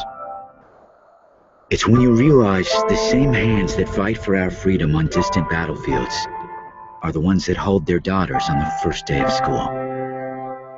The same bravery that leads men into enemy territory is instilled into the young boy who will wait with his mother for his father to return home. The same strength that leads some to embrace the challenges that lie before them is that which shows a community that adversity isn't something to hide from. It's something to embrace. It's then you see it may be their duty to defend our freedom, but it's all of ours to support them. We've pledged to support our nation's most elite warriors, ensure their legacies are never forgotten, and stand with those they've left at home. The Navy SEALs aren't just our nation's most elite warriors and defenders. They're our fathers, husbands, brothers, and sons. They're the ones willing to give their lives to fight for what they believe in.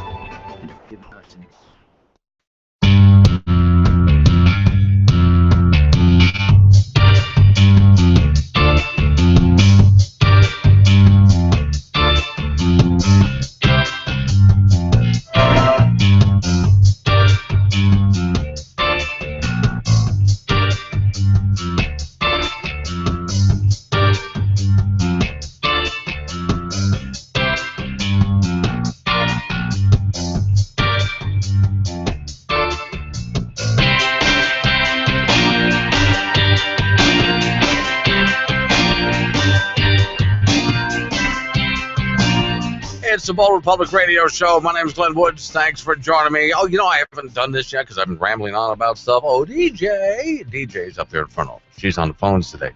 It's open phone. So people can talk about whatever they want to talk about at this point. Interrupt me if you have to. That's fine. You don't have to stick to the topic anymore.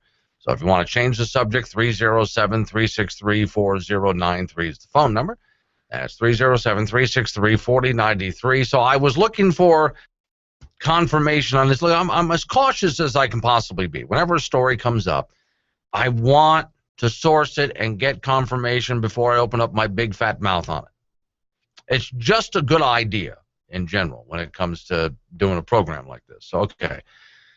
Now I think I've got enough sources. Here's the story. Coincidence, perhaps, as U.S. gropes for Iran deal, Hezbollah scrubbed from list of terrorist threats.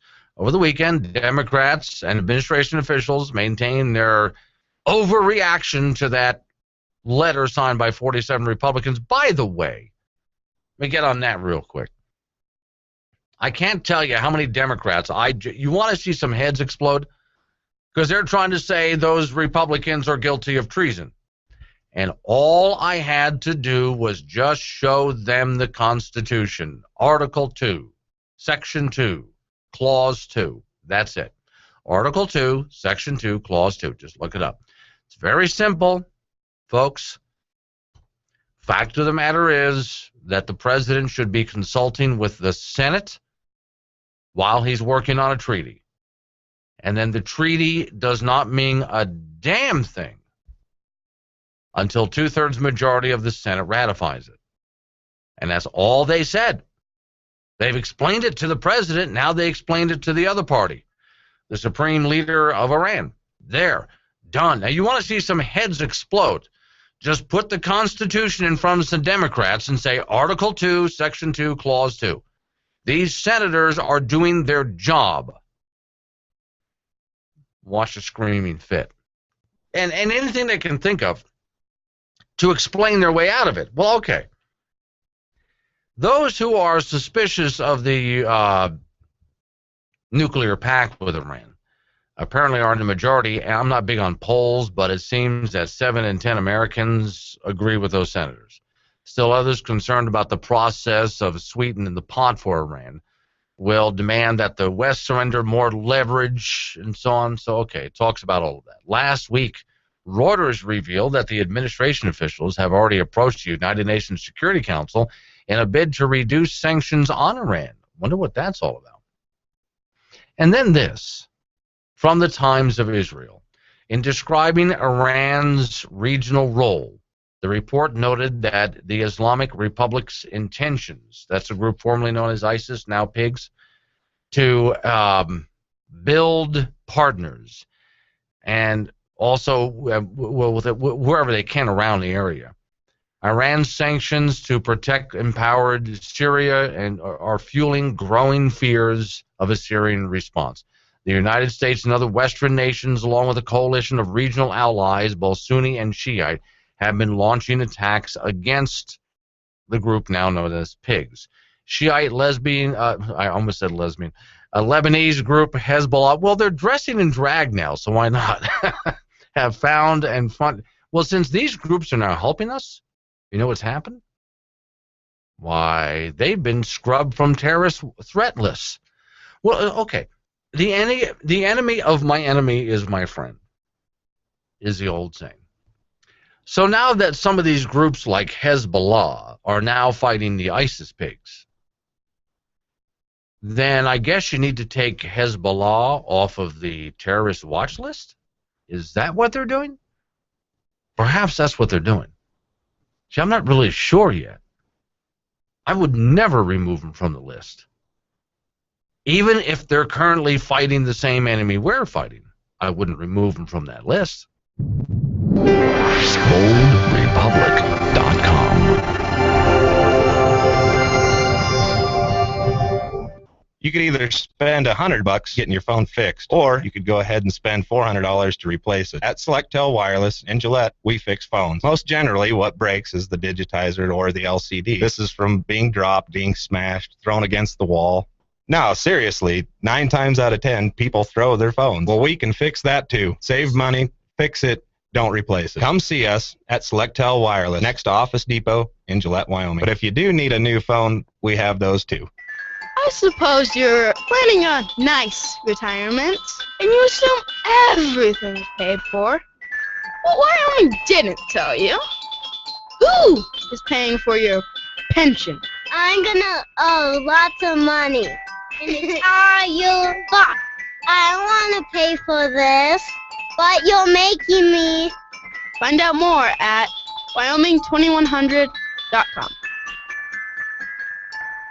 Excuse me, I wonder if you could help me find the baked beans. Sure, let me take you to them. What, really? Well, yeah, this way. I mean, you're actually helping me? Sure, just follow me. I'm in a grocery store, right? Right.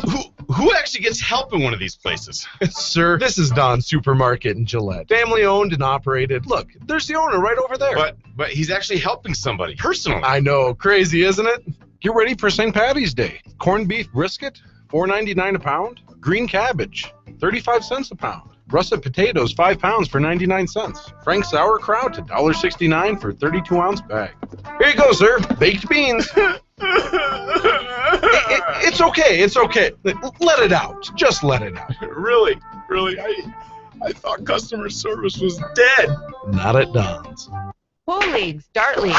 Saturday night is ladies' night. Poker every Wednesday night. Domestic beers and draft on sale. And special daily dollar shop. We even have a packaged liquor drive-thru and many other things for you. It's Lakeside Liquor. Open Monday through Saturday, 6 a.m. till 2 a.m. Sunday, 11 till 11. Because you need to relax after where you've been. Work is hard for the ladies and gents. Come to Lakeside Liquor. Relax and vent. Lakeside Liquors across from Wyoming Work Warehouse in Gillette. Sir, would you please step forward and stand on the line? Have I done something wrong? Standard TSA airport screening, sir. I need to pat you down. Oh, really? Yes, if you'll just hold still. Sorry, I'm just so excited. Do you do this often? Yes, sir. Hundreds of times a day. Do you? Sounds exciting. Sir, please stand still and stop touching yourself like that. People are looking. Oh, I'm sure they are. Sir, we just need to get this over with. Why the rush? Go on, pat me, pat me. Stop breathing so hard. Whoa! Sir, would you put your shirt back on? Whoa! Okay, look, just move along. Just move along, okay? All right. Are we done? Yeah, we're done. Call me. You ready for the next one, Frank? I'm not sure. Ooh,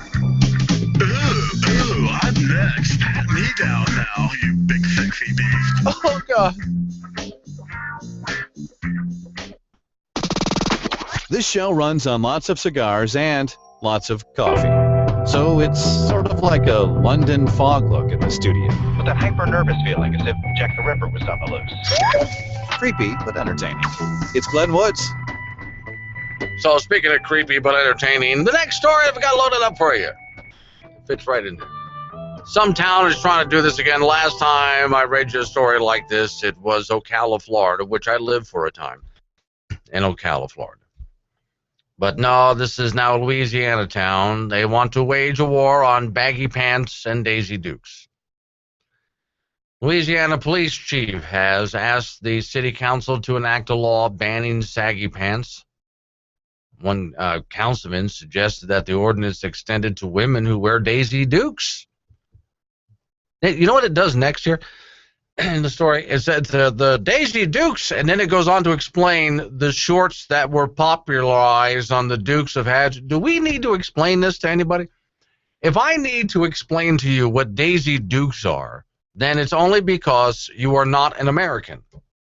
In fact, I think that that's a great test. Instead of walking up to someone who you think is in the country illegally and asking for ID, just ask them if they know what Daisy Dukes are. And if they don't know, obviously, they're not an American. Offer them some bacon. If they don't want to eat the bacon, they're not American. That's all there is to it. Okay, well, anyway. The ACLU has already written a letter to the city council decrying the move, calling it a violation of constitutional rights. Now, here's how I would argue it. Because you can argue it, constitutional rights. If people want to dress like that, let them dress like that. It's really simple. As far as the saggy, baggy pants that hang below the belt, the argument that I had for Ocala, Florida, for those who don't know, Ocala, Florida was taken over by senior citizens.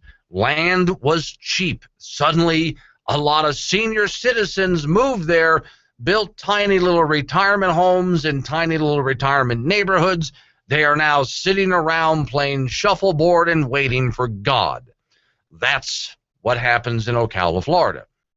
And they were shocked because they would look, these old people would look and see walking down the street some kid with his pants hanging down below his butt. Okay, so Grandpa, who wears his belt above his belly button, is offended at the kid who wears his pants below his butt. My reaction is, can't we just meet someplace in the middle? I got a better idea. When I see those saggy pants hanging, and I would say this to the city council, first off to the city council itself, I'd like to know who the stupid people are so I can avoid them. That tells me who the stupid people are when I see pants worn like that. I know to just avoid them. I'm not even going to go. Fine, I'm walking to their side of the street. I don't need that nonsense. To the police chief, hey, police chief, why would you want them to pull their pants up? You're giving away an advantage. Okay, some punk thug kid robs a liquor store. He's trying to run away. How far is he going to get with saggy pants? Fine, so leave him that way. Why would you want to take on that advantage? Or let's say the kid decides to get into a fight with you. You catch him, he's going to put up a fight. With those pants hanging down below his butt, he's going to trip himself up. I don't know why you would want to take that advantage away. Now, as far as the Daisy Duke things, first off, it's the South Daisy Duke. It's Louisiana Daisy Dukes. Come on, guys. Next thing, though, is I would only put an ordinance up depending on the weight limit or size load. I mean, if you're looking at the back of the woman and you want to put a size up that says a sign up that says oversized load, no Daisy Dukes. Other than that, no, it goes right up there with the guy from Montana. There was actually a state representative from Montana just a couple weeks ago who actually proposed legislation that would ban yoga pants because he thought they were obscene. Now, my thought was, look, we've all been to Walmart, we've all been to Kmart, we've all been to the dollar store, and we've all walked out a bit nauseous because some of the yoga pants that are there, okay? I understand. I understand if it's something that really bothers you, but I would not pass a law. Because once again, you should look at it this way. You have the advantage. You are able to identify people. You're not supposed to judge a book by its cover, I know, but just like you judge some punk kid walking down the street with his pants hanging below his butt, and you know, well, obviously not the brightest bulb in the chandelier. I would be surprised if he even has a GED. All right, so you already know. Same thing goes for certain women who wear yoga pants that obviously shouldn't wear yoga pants. There. So you can go ahead. I know you're not supposed to do it. Now, for those people who do shop at Walmart, look at it this way. It keeps Walmart entertaining, and it keeps the undesirable rich snobs out of Walmart. They're going nowhere near the place. Okay? All right, you can shop with your own that way. Now that I've tried my best to completely offend and alienate everybody, I'll do a real news story next. How'd I do there, DJ? Did I offend and alienate everybody? That was my goal on that one. I think I did a good job. I'm patting myself on the back now.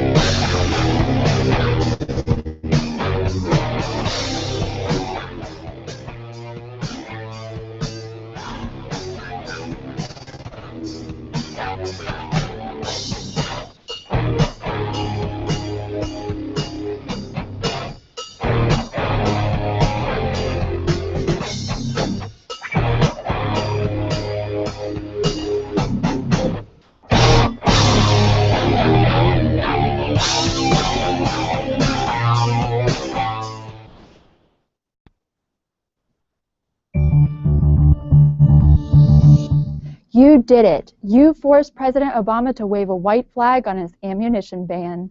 Hello, I'm Jennifer Zarn with this week's News Minute from the NRA's Institute for Legislative Action. More than 80,000 of you flooded the Bureau of Alcohol, Tobacco, Firearms, and Explosives with comments that were overwhelmingly critical of the administration's proposal. For now, President Obama is backing off his attempt to ban the so-called green-tip ammunition commonly used in the nation's most popular rifle, the AR-15. This retreat proves what we've said all along. This was 100% political. President Obama failed to pass gun control through Congress, so he tried to impose his political agenda through executive fiat. The lies used to justify the ban were shameful. This proposal was never about law enforcement safety.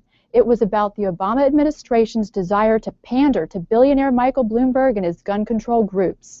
Since they haven't been able to ban America's most popular rifle, they tried banning the ammunition instead. Thanks to you, we stopped Obama and Bloomberg in their tracks. However, this fight is far from over. We'll remain vigilant and continue to fight against President Obama's attempt to dismantle the Second Amendment. Now in news from around the country. In Iowa, the State House overwhelmingly passed the most comprehensive pro-gun legislation in recent history.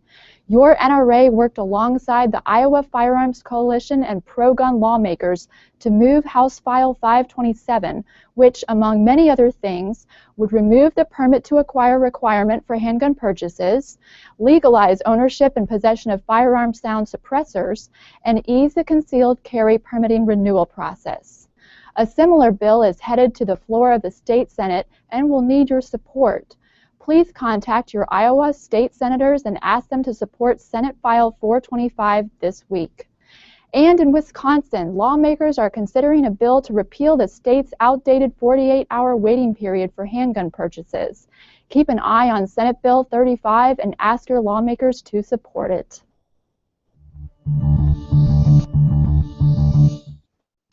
Everything Glenn talks about is on his website, and that website is updated daily to keep you informed and scared.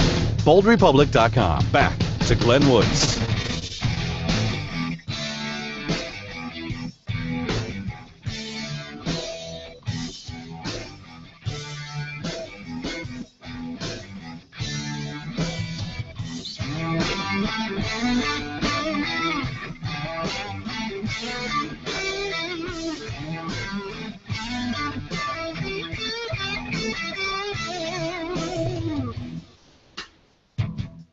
It's the Bold Republic Radio Show. My name is Glenn Woods. Thanks for joining me. So, did you hear over the weekend about this minister who says that, well, basically God wants him to have this jet? He already has, by the way, a private jet. It's just getting old. This is a very popular minister. His last name is Dollar, Pastor Dollar. That's actually his name. This is one of those stories you think I'm making this up. I'm not making it up. You can look it up. It's on my website, boldrepublic.com, top of my daily outrage page. It's a minister. Pastor Dollar is his name.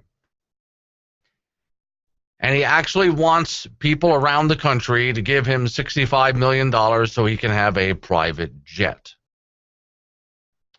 Do you remember, for those of you who are not old enough to remember, some time ago, there was and Saturday Night Live made they did a really funny bit on this. But there was a minister who said that God was going to take him home if his people did not give so many millions of dollars, and his ministry was in financial trouble. And they couldn't seem to raise enough money to get out of the hole. So he's a televangelist. He had his own TV show and actually got on television and said, God is going to take me home, kill me, basically, if we don't raise this much money by this date and time. Saturday Night Live spoofed it. So you see the minister walking into his church with a couple of suitcases. A fog rolls in, a bright light shines, and you see a silhouette in the light. And that's supposed to represent God. And you hear God say, "You have the money?" one of the funniest bits Saturday Night Live ever did. I'm waiting for them to do something on this guy. Pastor Dollar, that's his real name, says he has to have $65 million for a private jet, according to the spokeswoman. And by the way, he has a paid spokesman for his church. On Friday, his website, Project G650, airplane project, that claims to have something to do with understanding grace and empowering change. Great, we're back to the hopey, changey thing again. So you may be wondering, what could this mysterious, holy airplane project be? Probably something related to charity, something like airdropping food to famine-ravaged countries, or flying sick children to doctors, something like that? No. How about every animal out of a flood? Nope, nothing like that. Well, an animal ark, would you go for that? Nope.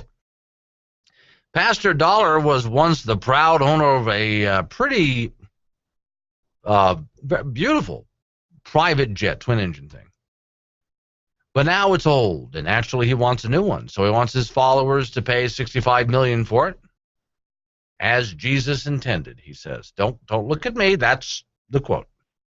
On his website, Pastor Dollar made the case, quote, the ministry's current airplane was built in 1984, purchased by the ministry in 1999, and has since logged 4 million miles recently. On an overseas trip to a global conference, one of the engines failed. By the grace of God, the expert pilot who has flown that pastor around the world for almost 20 years landed the plane safely, no injury to anyone. So now Pastor Dollar claims the private jet allows him to safely and swiftly share the good news of the gospel worldwide in any way that, in ways that a commercial jet just couldn't. I've got the same question for him that I have for President Obama. You really want to save some money? There's this thing called the internet. Right now, there are people who are listening to this radio show, not just on radio stations, but on the internet. Right now, there are people who are watching this radio show on the internet because there's multiple cameras in the studio. Just saying, if you can save a lot of money that way. The mission project G650 is, and they have to come up with some cool name for it. G is for Gulfstream, 650 airplane. That's what the airplane is, a Gulfstream 650. So that the pastor and his wife and World Changers Church International can continue to blanket the globe with the gospel. Dollar's website said, we are believing for 200,000 people to give a contribution of $300 each. That way they can buy the plane. Then on Friday afternoon, the post was removed. Pastor Dollar wouldn't say why. Repeated calls to him were met with a claim that his PR agent for Pastor Dollar would call back and provide answers, or at least a voicemail or something like that. So the church was closed during Sunday, and multiple attempts to reach the minister were unsuccessful. Pastor Dollar, he claimed, is his real name, though it was once reported that he was born Michael Smith.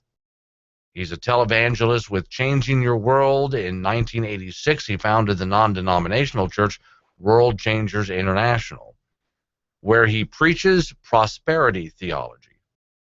I've seen guys like this before. I'm trying to remember the name of one minister. There was one who did a TV show called Success in Life.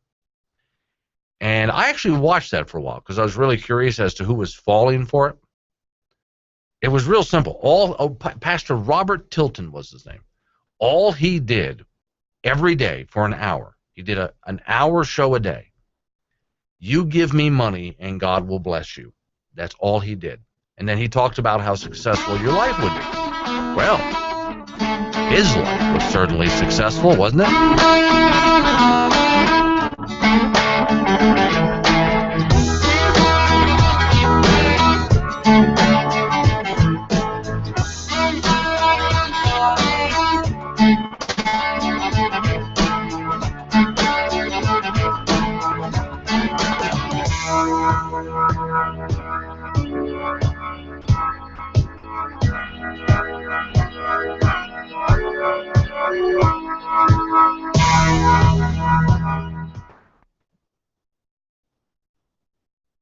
left wants to go through Sarah Palin's emails. I don't know what they're itching to find. If they think she's such a moron, it can't be anything important.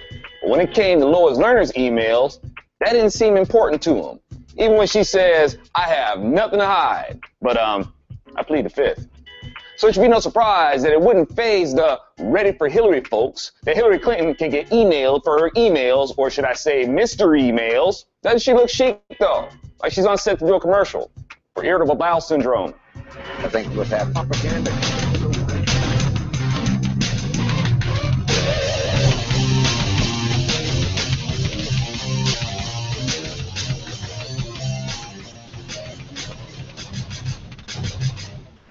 Irritable bowel syndrome, or as the folks down home would probably say, you got a case of the grumpy gut. I think irritable bowel syndrome is when the person who goes into the bathroom after you is going to be really irritated or grumpy. Oh, dang, man, what's wrong with you? I'm telling your mom. Speaking of foul things that's got us irritated is the issue with Hillary and this issue concerning her emails.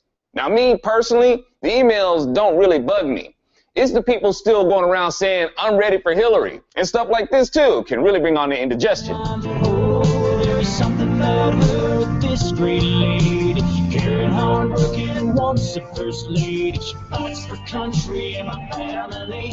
Now it's time for us to stand up with Hillary. You think Obama's got Astroglide in his veins? Hillary Clinton's gonna slide through every scandal that surfaces with that greasy-looking hair she's got right into the White House. Come on, y'all. This stuff just bounces off the head of their supporters. Liberals will be the first to jump up and down for the Freedom of Information Act, but Hillary gets a pass. She can have her own server in her own place that she's supposed to be too broke to have, protected by folks with guns. Those guns come in pretty handy when you want to protect your server from being physically hacked, as you have taxpayer-funded Secret Service agents to guard your secrets. I think you're taking liberties with the duties of the Secret Service. But no, there's nothing wrong with Hillary Clinton's email server being registered to a man who doesn't exist. Or maybe this non-existent man is really, Hillary Clinton's a man. But give Hillary a break. Why should we blame Hillary Clinton for not wanting to use servers run by federal agencies? Hillary's not a total idiot. She saw how well the web service worked for Obama's healthcare website. She probably wanted to play it safe and have a private server. We're not at all supposed to be concerned about the actions of server hopping Hillary. I mean, whether she's using her Mystery Man server or using Google as a server or MX Logic, I mean, what difference does it make? Hey, when I think Hillary and server, I can't help but think of some brother in her basement with a Ready for Hillary shirt on saying, I don't feel no ways tired. You better not feel no ways tired. Now eat your cheese. But you said I could have some spam. No, I said route the FOIA request to the spam folder, you idiot. FOIA requests? I don't know anything about those. They must have gone to my spam folder or something. Oh, it's so much to keep up with. Can't I just use one device? Even Saturday Night Live can't resist a parody on Hillary. But make no mistake, y'all, making a skit at Hillary's expense doesn't mean they've seen the light. And it doesn't mean they wouldn't want her as president. And they will mildly roast Hillary. They got to keep her relevant. They got to show her in a way that even she could laugh at herself with how she's portrayed. That makes her more relatable. And at the end of the day, no matter what surfaces about Hillary, the liberals still hate you. Most would rather be ready for Hillary than to side with you and vote Republican. You can't vilify Hillary to them because despite what's apparent, they're only concerned with what she represents to them. A figure of collectivism, feminism, and entitlements. She has good intentions as far as they're concerned, and that is all that matters. Some may even laugh, nod, and agree with your points, but they'll still vote for Hillary. Bill Clinton is proven to have done women dirty. Women still love him. They want to see him become the first gentleman. Obama won because white liberals thought they could absolve themselves of racism, showing that they were willing to vote for a black man. And contrary to what a lot of people believe, liberals didn't just vote for Obama because he's black. They could have pulled for Alan Keyes when he ran, and they could have pulled for Herman Cain when he ran. This is my point, conservatives. It wasn't just because Obama was black, but because he wasn't a Republican. You think a lot of liberals who voted for Obama really cared or knew what his agenda is? No. The point was to vote against Republicans because many are conditioned to blindly dislike you. That's been proven twice. It seems pretty solid that white liberals want to be absolved of their white guilt, right? And black liberals want to show that they're authentically black, right? So why didn't they pull for Keyes or Cain? Because they're conditioned to dislike Republicans. And that dislike is going to cause them to ignore anything you bring to light about Hillary. They'll say, yeah, whatever, but Republicans this and Republicans that. Listen, I know a lot of y'all don't want to hear it, but the answer to you beating Hillary ain't in her private emails. So, yes, Glenn is pro-gun, but we only let him have one bullet, and we make him keep it in his pocket. Sound familiar? Inside that man's body is a little child calling out for help. Let's get back in there. Here's Glenn Woods. Not negotiating behind closed doors, but bringing all parties together and broadcasting those negotiations on C-SPAN so that the American people can see what the choices are. Because part of what we have to do is enlist the American people in this process. These negotiations will be on C-SPAN. And so the public will be part of the conversation and will see the choices that are being made. We will work on this process publicly, streaming over the net. I'm in this race to tell the lobbyists in Washington that their days of setting the agenda are over. They will not work in my White House. That's why lobbyists set the agenda. And that's why they won't drown out your voices anymore when I am President of the United States of America. Having inherited a $1 trillion deficit, it will take a long time for us to close. We need to focus on what we need to move the economy forward, not on what's nice to have. That's why on Monday I held a fiscal summit to come up with a plan to put us on a more sustainable path. Irreverent, but honest and tastefully tacky somehow. Here comes another hour of insensitivity training with Glenn Woods. Well, it seems MSNBC actually did something right. I'm sorry, I'll have to explain to you who MSNBC is. Nobody's watching, so nobody knows. Here we go. It's the Bold Republic Radio Show. My name is Glenn Woods. Thanks for joining me. As always, phone lines open 307-363-4093. Don't forget, you can catch the show in several different ways. Go to my website, boldrepublic.com. Watch the video. Listen on a local radio station. Show archives. There's also an app for that, so you can just download the app to your phone. Boom, done. There you go. You're listening to the show whenever you want to. Whenever you want to. Sounds like I was writing a song there. Want to. Okay, so MSNBC. Their ratings are so far in the tank. I've never seen, seriously, the only thing that can possibly be keeping them on the air still is they have backing from people like George Soros or something like that. That's how bad. They're an embarrassment. That's how bad the network is. And as much as they want to claim that Fox News is a bunch of liars, the nation is making up their minds about who's telling the truth and who's lying. Even hardcore liberals can't watch MSNBC anymore. They've just become that shrill and that bad. And what's funny to watch is the worse the ratings get, the more shrill they become. Well, they're desperately screaming in death throes. They're trying to get your attention. As best they can, they're screaming out to get your attention. That's what happens when you have hosts on radio and TV who thought they were going to be big and popular, and the station is fading and dying, and they know sooner or later. There's already big shakeups within MSNBC. They're rearranging their hours. They're getting rid of hosts. There's already big shakeups.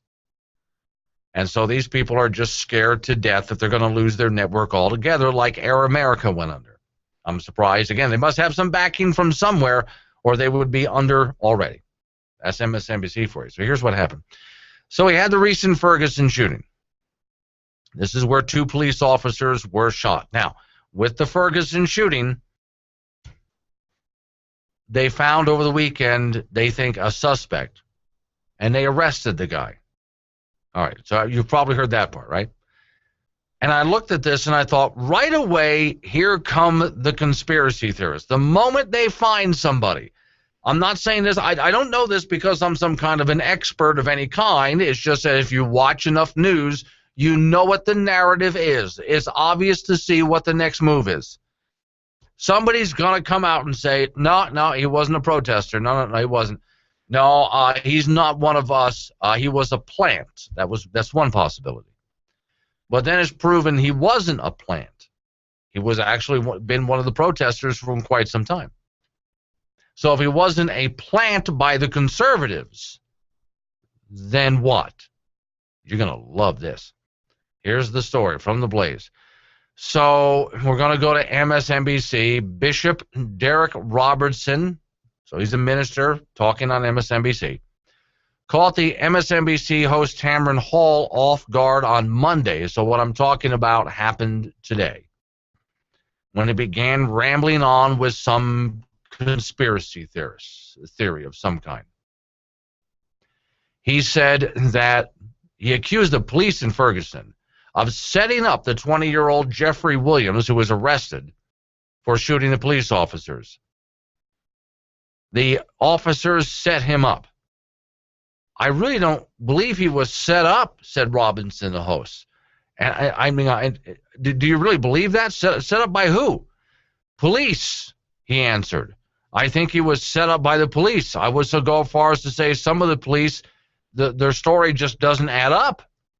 So the host, she pushes back at this ridiculous claim.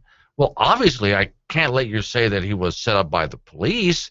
She asked if there was any evidence or proof supporting these allegations.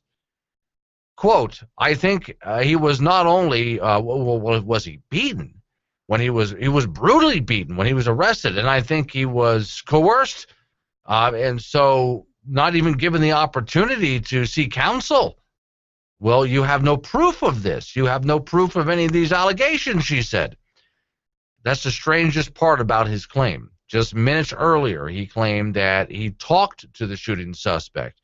He shared, the minister says, or the bishop says, he shared with me that he wished he had not done it.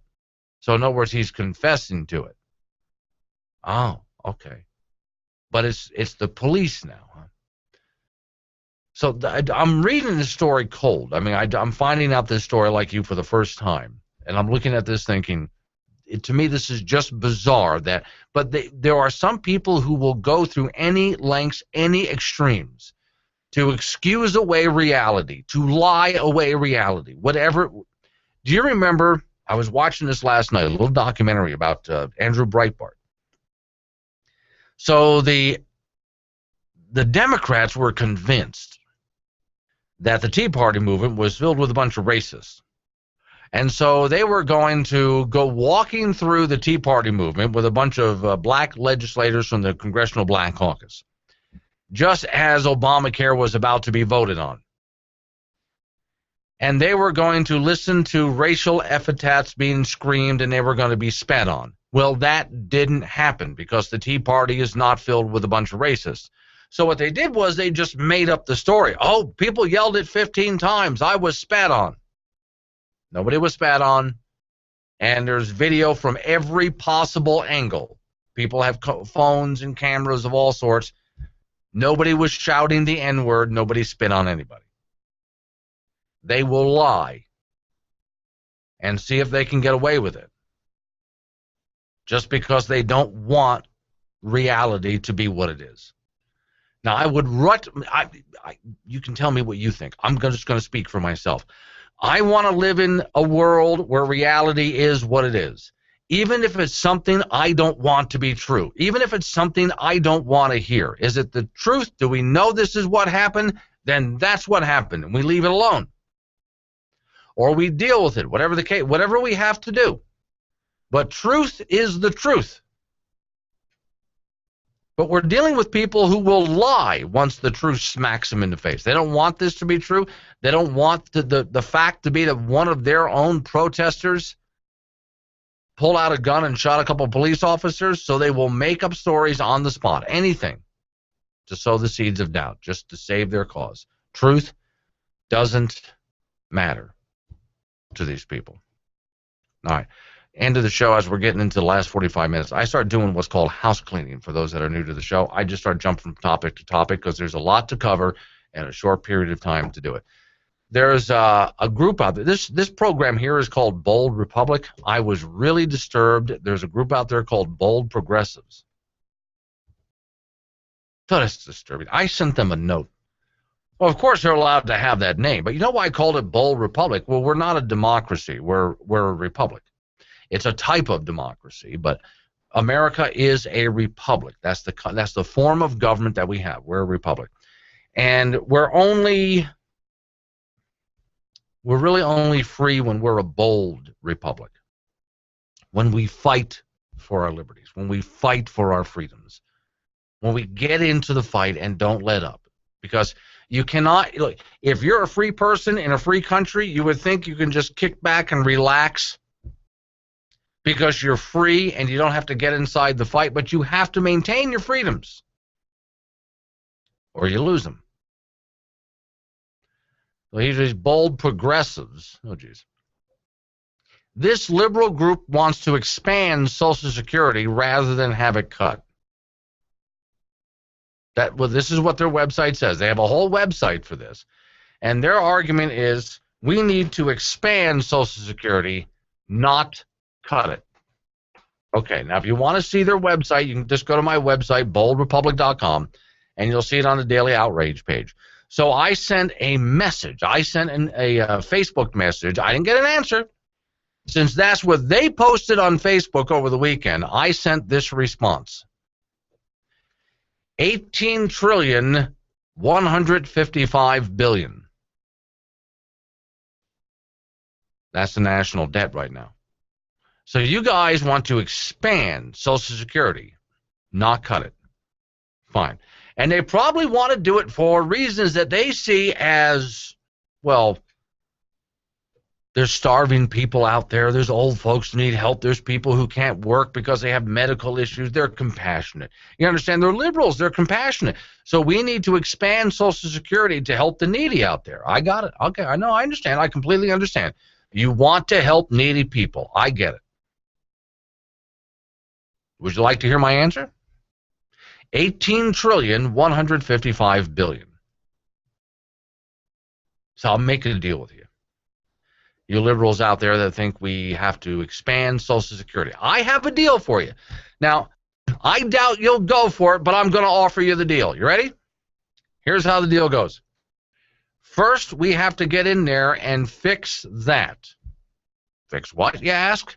18,155 billion. And that's growing, folks. First, we fix that. Now, once that is fixed, and we no longer have that debt clock kicking away. In fact, I would like to see some surplus in there. Then if you guys want to sit down and talk about expanding Social Security, and you want to talk about Medicaid, and you want to talk about Medicare, then I am happy to talk about that. We can work out whatever. We'll negotiate it then. I'm not saying you're going to get everything you want out of me, but I'm willing to sit down at the table and negotiate it with you. You got it. But if you don't deal with the 18,155 billion, then you're not going to have a Social Security, Medicare, or Medicaid. It isn't going to happen. It's not possible. The nation is going to go bankrupt. Not might, not maybe, not if. It's going to go bankrupt. The money's just not going to be there. So how you want to handle this? We either don't look at me. And this, I love it when I bring up these topics. People yell at me as if I'm the bad guy. I'm just the guy who's pointing to the numbers. 18 billion. I keep saying billion. 18. It's hard. Well, it's hard to imagine. 18,155 billion. There's the number. That's reality. And man, is that clock ticking up as fast as it can tick. It's a blur to watch how fast the government's spending money, borrowing and spending. 18,155 billion. Reality check. I'm sorry, but here we go. Reality check. We either get spending under control or the nation goes broke and you don't have a Social Security, Medicare, or Medicaid. Now that's reality. So where do you want to go from here? Let's move forward, as you guys like to say, and fix this problem first. Glenn Woods, BoldRepublic.com.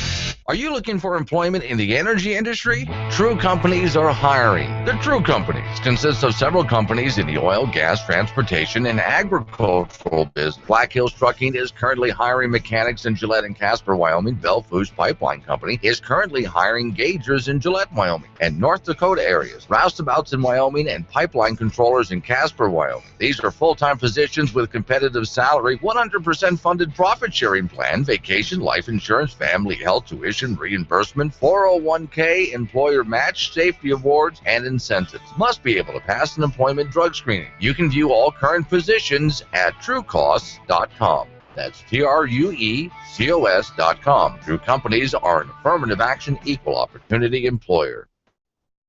Wyoming citizens, I come to call your attention to a matter of utmost importance and urgency that will affect each of us. Governor Meade, in backroom meetings, has been working for years, as he describes, to implement a refugee resettlement program in Wyoming. Meade has contacted the U.S. government to formalize a public-private partnership. My point is, were you asked your opinion or support of this partnership? Meade didn't even discuss the issue with our legislature. This program introduces incompatible cultures within our own. Many refugees in other American communities don't accept any aspect of U.S. culture, values, or laws. Do you want Meade, like President Obama, taking hard-earned tax dollars designated for our citizens to pay for a refugee resettlement program? We cannot allow recent outbreaks of disease and threat of lone wolf terrorism to jeopardize the safety of our families. I am Wyoming proud and want to assure we all are, today and for our future generations. Will you please help me? Paid for by Citizens Protecting Wyoming. Hello, Americans. This is Rod with your local American-made store here in Gillette, Wyoming, where it's always made, right here in the USA. Have you seen our stainless steel art? It's beautiful. Yes, and he will do custom. Framed artwork. Check out our selection. Top-of-the-line stuffed olives, flavored olive oils. And yes, we have toys and Okabashi sandals. Free pocket constitution with purchase. We are the solution for this great nation. Get informed. Don't forget your veterans. God bless America, and buy American. It matters. MyMadeInAmericaStore.com. I suppose you're planning a nice retirement, and you assume everything is paid for. Well, Wyoming didn't tell you. Who is paying for your pension? I'm gonna owe lots of money. And it's all your fault. I don't want to pay for this, but you're making me. Find out more at Wyoming2100.com. When you dance, dance like nobody is watching. And when you call Glenn, talk like the NSA and IRS are listening. Because most likely they are. Guess who? And they haven't had their daily dose of irreverent, insulting sarcasm today. We're counting on you. Call the show now. 18,155 billion. That's a good argument to toss out to just about everybody you know. Hey, I would like to turn to Governor Matt Meade, since I was picking on him, of Wyoming. Well, we have to expand Medicaid in the state of Wyoming. 18,155 billion.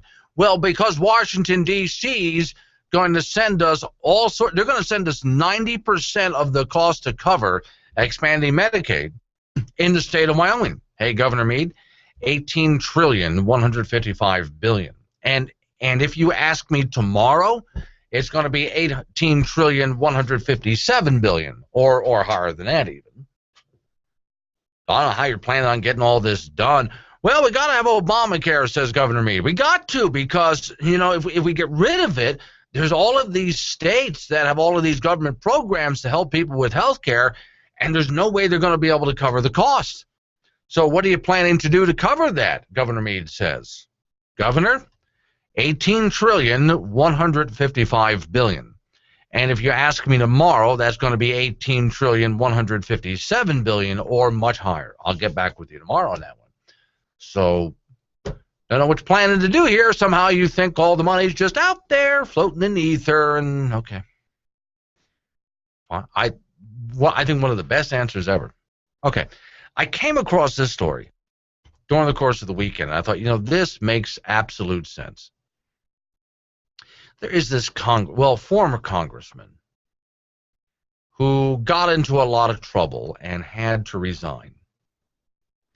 And so what do you do if you're a congressman who got into that much trouble and decided to resign, and now you're unemployed? What do you do? Well, obviously, if you're this guy, you start a consulting firm for people who are in public office who've gotten themselves in a lot of trouble and had to, well, we're going to help you strategize to get out of this. I wonder, if will the Clintons be hiring this guy anytime soon? Well, okay, I just think it makes complete sense. Okay. Let's take a look at that. And he has every kind of crisis named. I wonder how much this guy cost to do something like this. Trey Riddell is his name. And it doesn't mention anywhere on this site what he got into trouble for. But he got into trust me, he got into a lot of trouble a while ago. So, okay, what are the risks? This is from the website. In a perfect world, you have to eliminate risk. You can't eliminate risk. Okay. You have to be prepared. You have to be ready. Unfortunately, the world is not perfect. We can help. You got to plan, set the ground rules. Okay, what will be the exact moment when there's an issue? What are you going to do about that? Crises. Breaking news to the loved ones that you've been caught in some kind of a scandal. This is on his website. You're a politician, and you're going to have to break news to your loved ones that you were caught snorting cocaine, doing crack, or your pants were down with your male intern, and you're a dude too. And speaking to your board members, yeah, you're going to have a conversation with the people you do business with. How about delivering message to the media? Yep, you got to find the proper spin, and this guy's going to help you with your spin. You paying attention out there, politicians? You're all going to need this. Testifying before Congress without getting egg on your face, Okay, so in other words, you're going to be watching a lot of, at this point, what difference could it possibly make? Okay. Buttoning up and maintaining your message to the media. In other words, proper spin again. Dealing with the aftermath, and then rebuilding your name and your brand. Okay. Then, and he always has, here's this phrase again that I can't stand. Now you have to evaluate, after this is all over with, where you are. Moving forward, here we say, what are the risks ahead? What is your current reputation? Oh, the digital cleanup. Now, if you're a politician that got into trouble, this guy's going to help you with the digital cleanup. More importantly, the monitoring of your online brand and presence. They will clean it up at this company to push top search engine results off the first few pages and into the abyss. In other words, they will whitewash the internet for you. Get rid of your scandal. At home, they can help you guide through any discussions you may need to make with your family. Because the wife is really PO'd. At the office, provide guidance on how to address business partners, employees, and so on. Yes, my name is Bob, and I was caught with my male intern, yada, yada. Onward, here we go again with propel you forward, always forward, with your message and your personal brand. Okay. So, it makes complete sense that a congressman, it doesn't say on here what he got in trouble for. Well, here's what we do. I wonder, I'm going to do this right here on the air now, so I'm going to go to this story that I just called up for you here. Okay, I got just moments to go in this segment here. And again, you can find this at boldrepublic.com. And let's see, studies American winter record, are you in trouble for him, or there's the scandal. And I'm going to go ahead and grab, he is the Trey, R-A-D-E-L. Okay, so did he scrub the internet of himself? Here's all sorts of, oh my God, oh my Lord, there's one story after the next. He resigned after a drug plea. Oh dear Lord, the guy was caught doing cocaine. Okay. Well, I wouldn't believe his firm. He's offering all sorts of help to politicians. And one of the things he says is, we'll get on there and make sure that the internet is expunged and cleared of all of these horrible stories about you. Hey, Mr. Riddell, your cocaine sniffing stories are still on the internet.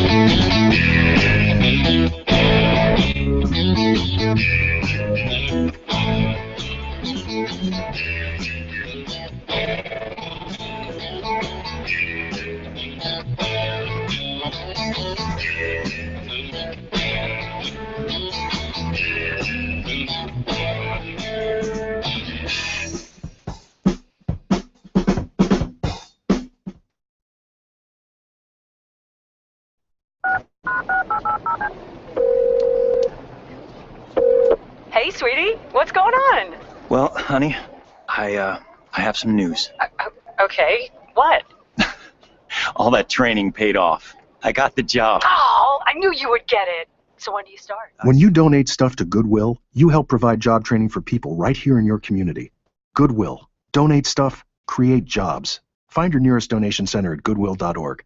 A message from Goodwill and the Ad Council. The Gold Apple Watch is a truly revolutionary product, but its most groundbreaking feature is that it allows you to communicate with unrivaled accuracy that you have $10,000. What sets the Gold Apple Watch apart from your average Rolex is that everyone knows exactly how much it costs. People will be like, doesn't that thing cost $10,000? Then they'll know you have that much money. Apple Watch comes in gold, steel, and aluminum. And because all three are functionally identical, the only difference between them is how much money you make. The Gold Apple Watch saves so much time. If I want to check my net worth, for instance, I just look at my wrist. Oh yeah, I'm rich. The Apple Watch gives you a revolutionary new way to communicate with your loved ones. Instead of writing them a text that says how you feel, they can just look at your wrist and they will know. The Gold Apple Watch, the best $10,000 you'll ever spend. Until 2 years from now, you'll need to buy another one. Wonder who's driving the conversation about fracking in Colorado? I hereby open this meeting of the Flat Earth Discussion Group. Last week's meeting on whether or not the moon is actually made of cheese was very enlightening. Man, it'd be so cool to live up there. This week we're talking about fracking. I used the Google yesterday to research fracking. It's about energy development. After I saw a movie about fracking, I mysteriously started gaining weight. Lately, Mr. Snuggles won't even give me a kiss at bedtime. I know fracking has something to do with it. That settles it. Fracking causes significant weight gain, no offense, and makes your sock puppet not want to kiss you anymore, if you're into that sort of thing. Let's ban it. Did you know that 1 in 4 businesses that close due to a disaster never reopen? How long after a storm? The Environmental Protection Agency says fracking is safe, and an independent study reports a Colorado ban could cost the state 68,000 good jobs. Coloradans should listen to the experts, not radical activists. Do I have something? Do you believe the government can keep you safe? You can say it can, and you can even choose to act as if it can. But do you truly believe it? Do you believe speed limits, stoplights, and turn lanes shield you from road rage and drunk drivers? And as good as they are, and as hard as they try, do you believe police officers will be there when you need them the most? What's the cost to a country that thinks its rules can shield good people from bad things? Are we insulated from reality? So arrogant that we believe we can legislate evil out of bad people's hearts? The truth is, the government can't always protect us. Our safety is our job, because our lives are our job. And for the bad guys, that's bad news. We are the 5 million men and women of the National Rifle Association of America. And we believe the good guys deserve every chance to be safe. Join us today.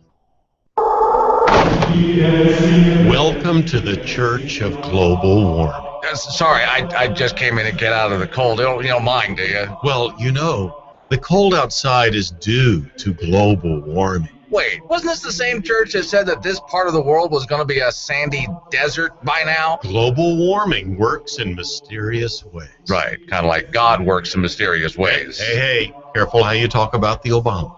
You know, I think I'll just wait outside and suffer in the driving blizzard beside you.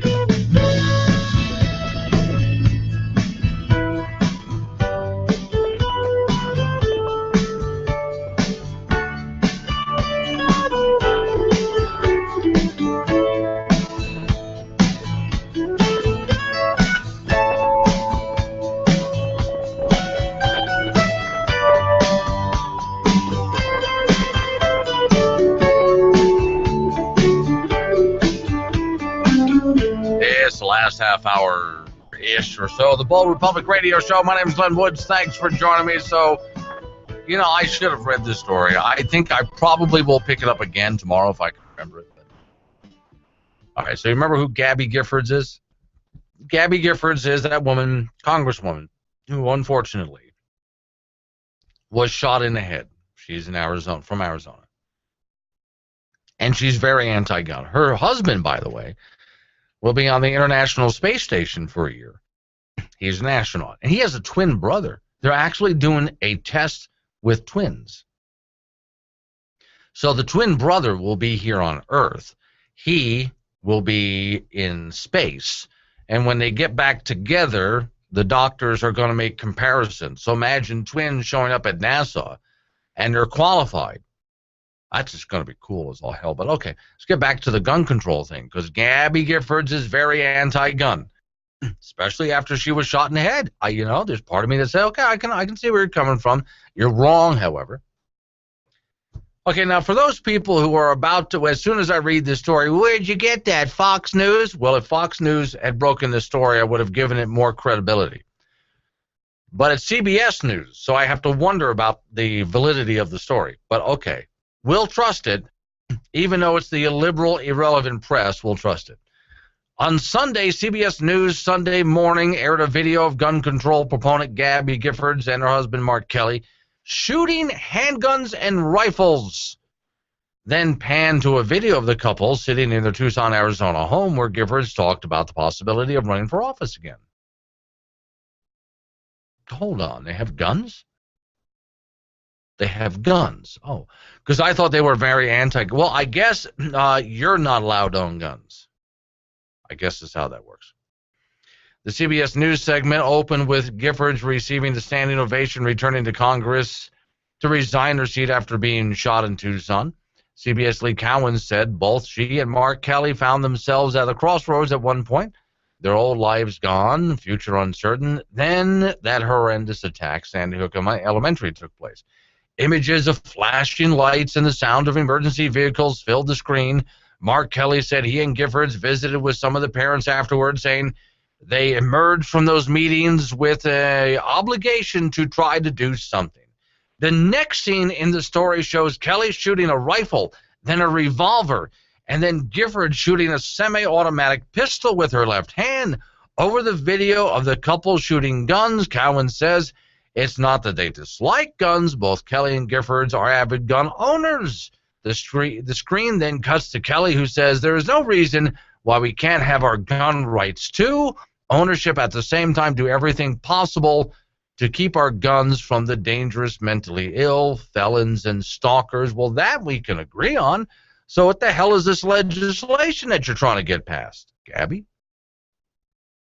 All right, well, the first big gun control efforts post-Sandy Hook was the failed push for the expanded background check bill, 2013.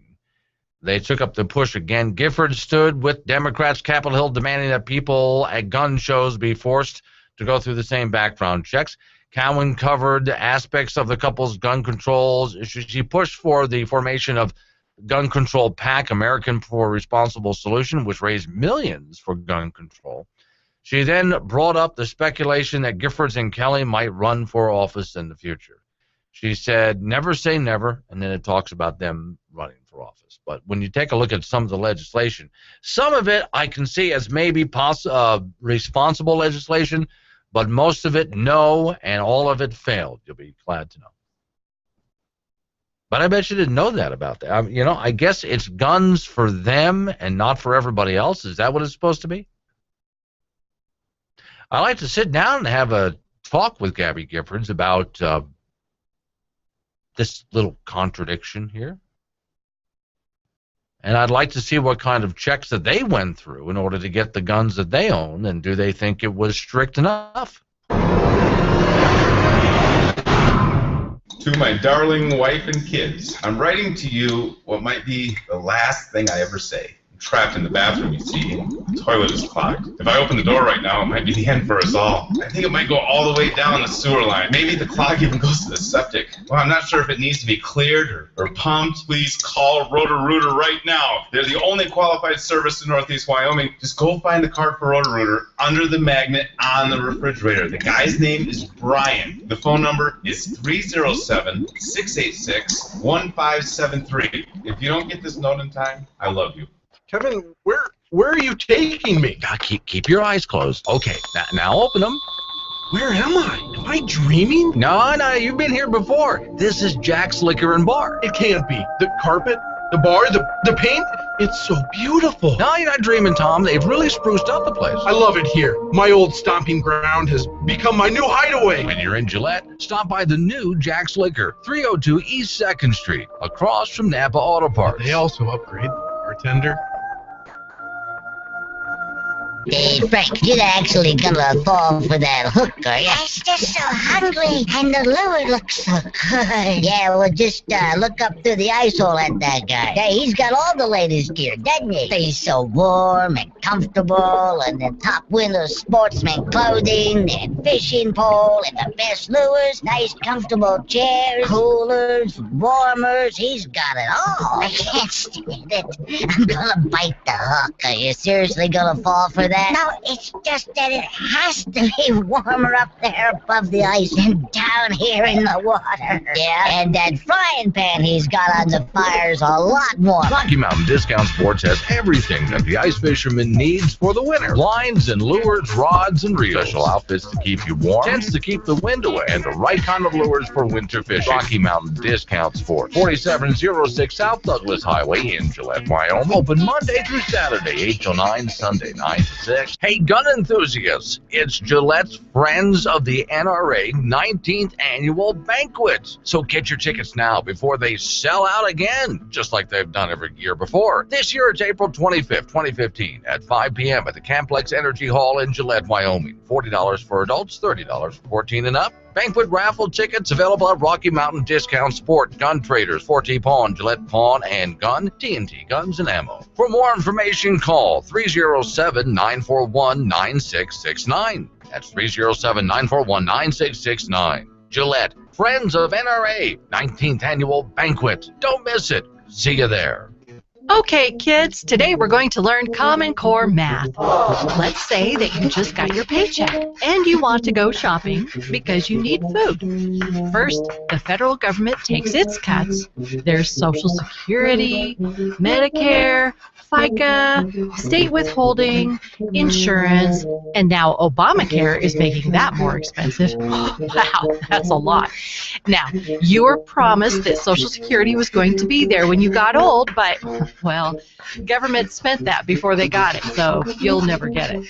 Medicare is going belly up soon, so forget getting that back anytime in your life. You did not want Obamacare, but you'll be paying for it or paying the fine. FICA, state withholding, interest on the national debt, the principal on the debt. So, what we have here is a negative number. You don't have enough for food, so everyone's going to have to get on the government assistance for food stamps, or you'll all go hungry. But they have to raise your taxes because so many people need to get on the program. Oh, look. We have to start borrowing from your grandkids. No, not my grandkids, but my grandkids' grandkids. And there you go. That's government math. We here at the radio station are firmly convinced the pod people have taken over the minds of your elected officials. It's either that or they're just that stupid and crazy.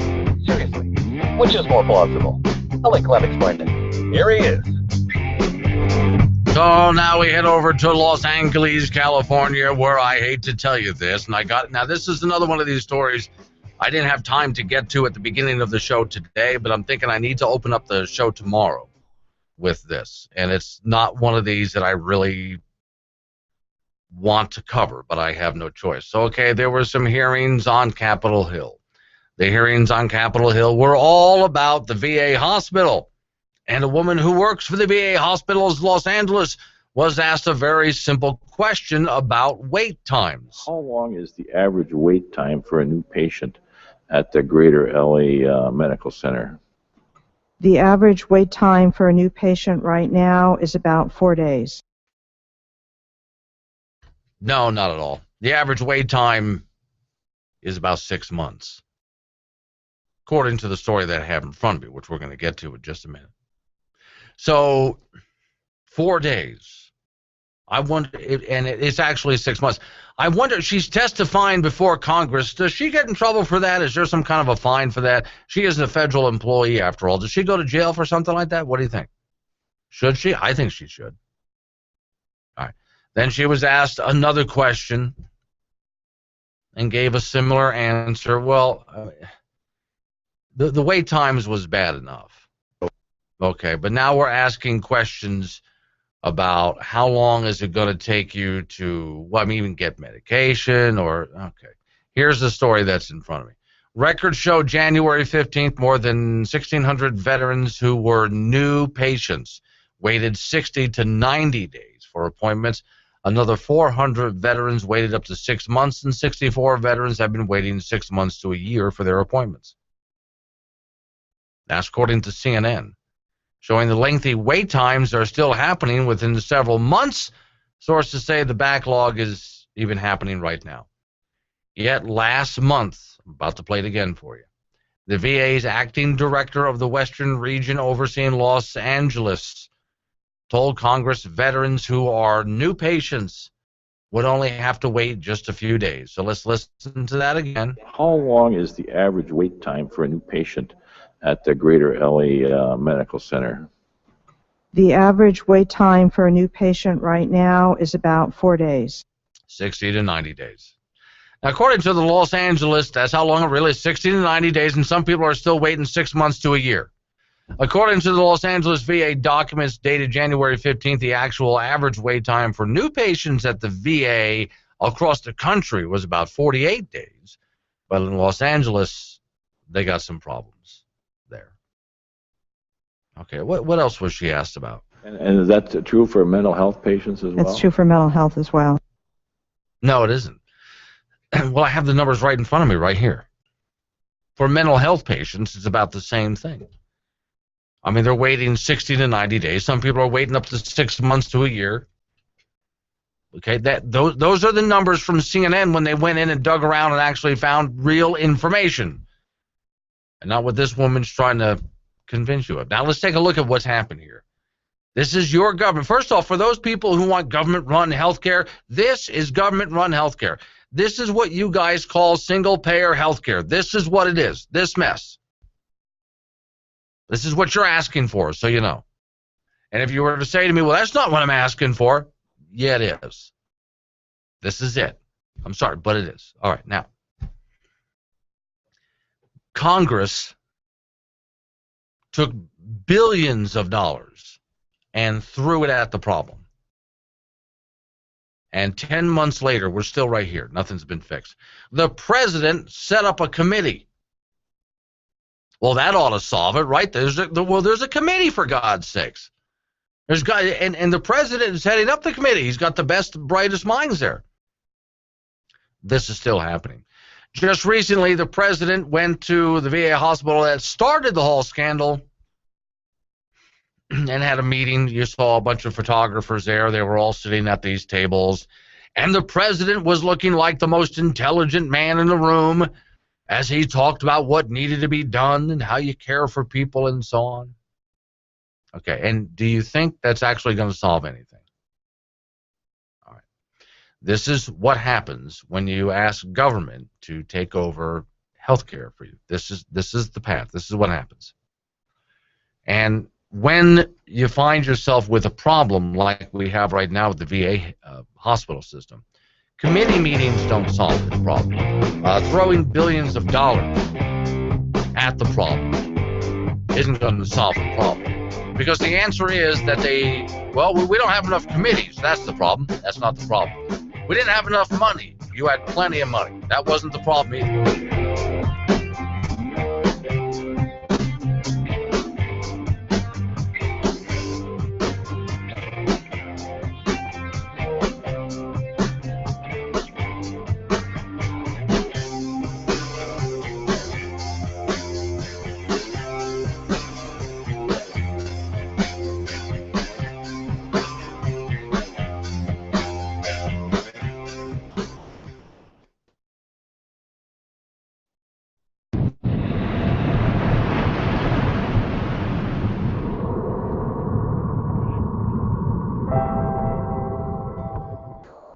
What is a hero?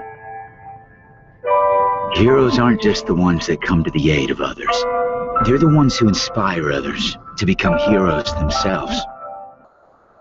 It's when you realize the same hands that fight for our freedom on distant battlefields are the ones that hold their daughters on the first day of school.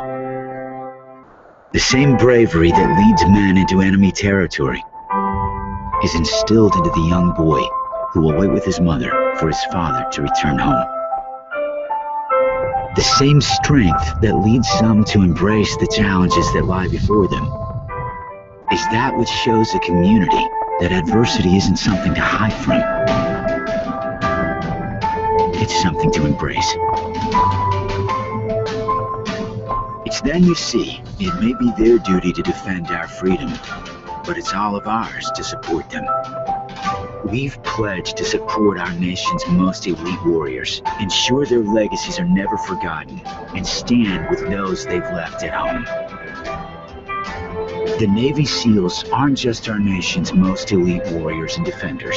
They're our fathers, husbands, brothers, and sons.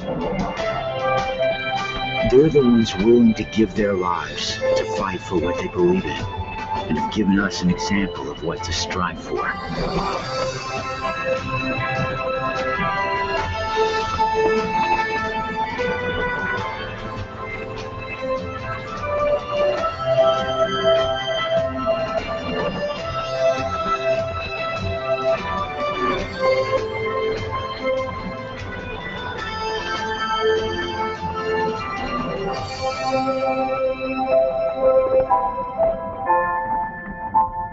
They're the ones who've shown us what a hero can be and how to find a hero waiting inside us all. They're on the front line. We're standing behind them. Join us at NavySealFoundation.org. Sorting through the nonsensical nonsense that makes your life a living hell. It's Glenn Woods. OldRepublic.com.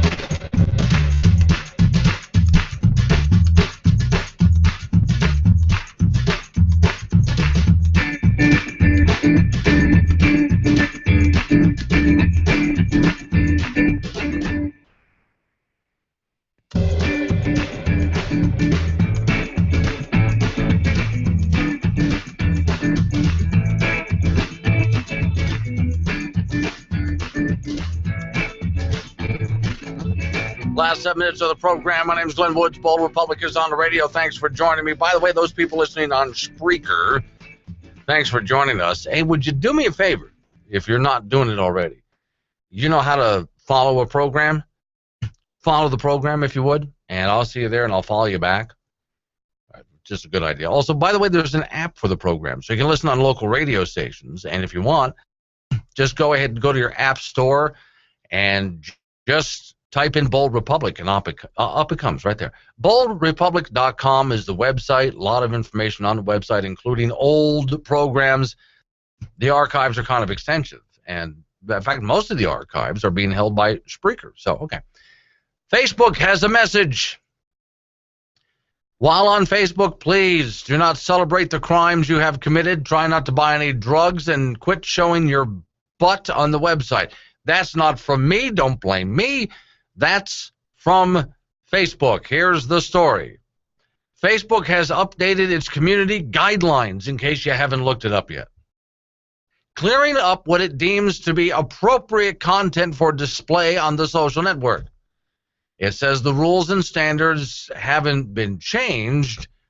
It's just responding to requests to provide more detail on what is an acceptable post. The rules, say Facebook, are designed to create an environment where people feel motivated and empowered to treat each other with empathy and respect. And so, you know what I think they ought to do is just a grandma rule. No, instead of writing, you ever try to read all of that stuff? Who does that? No, really, who reads all of that? When you go ahead and say, I agree, and you agree to the terms, does anybody really ever read all that? Well, apparently the writer of this article does. The grandma rule is real simple. Would you do it in front of your grandma? Would you have said that in front of grandma? Would you have done that in front of grandma? Then don't do it on Facebook. There you go. There's a grandma rule. Just imagine every time you go to type, before you hit the enter button and post it, grandma's there, looking over your shoulder. The newly updated community standards page has been split into 4 sections to cover your safety, respect for fellow Facebookers, intellectual property, and security of your account. User headings. Facebook makes the stance of no nudity, no violence, no abuse, no criminal activity. For example, anyone on the internet sharing pictures of themselves or others in various states of undress should refer to the section on respectful behavior. No showing your butt. Upsetting graphic pictures, condemning and raising awareness about things and so on will be under review. Well, I'll just put it back to where I said, no, I think the way I said this in the beginning was, because, look, I am not in favor of a lot of rules. When you have too many rules, people start getting hurt because there's too many rules. So think about the grandma rule. If you wouldn't do it in front of grandma, if when you push enter, your grandma was going to see it, would you have pushed enter? And I want you to picture her sitting in the room with you at the time. There. Now you're not going to celebrate that you knocked over that liquor store, bought some drugs with the money, and then on your way home stopped and showed somebody your butt. There. That's simple. Okay. One last story. This is from the Reason Foundation. I thought this was fascinating, but not surprising. So police officers write more tickets when their employers get the cash. So in other words, police officers, when there is a monetary reason, if you will, motivation. Here's the story from Reason. St. Louis Post-Dispatch, writing with Reason. In the land of Lincoln, speeding and other traffic infractions are state violations. Municipalities get very little money from their tickets. But in 2013, in Madison County, across the Illinois border from St. Louis, they wrote just 17 tickets per 100 residents, about half the state of Missouri and about a quarter of the rate of St. Louis County. Consider Ferguson, population of 21,111, which wrote 11,822 tickets last year. The difference is the police department gets the money directly.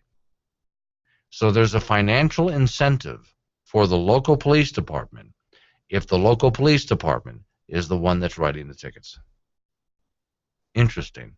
Not surprising to me, but interesting. The final note of the day. Since I mentioned Illinois in that story, I came across a story in my research this morning about the state of Illinois and how many people are leaving. In fact, a Chicago television station did a story on a bunch of, there's a lot of people leaving the state of Illinois, and especially Chicago. And if they move just over the border to any of the surrounding states, suddenly they can buy twice the home. Suddenly they're making a lot more money and they're able to keep more of it. There's fewer rules and regulations.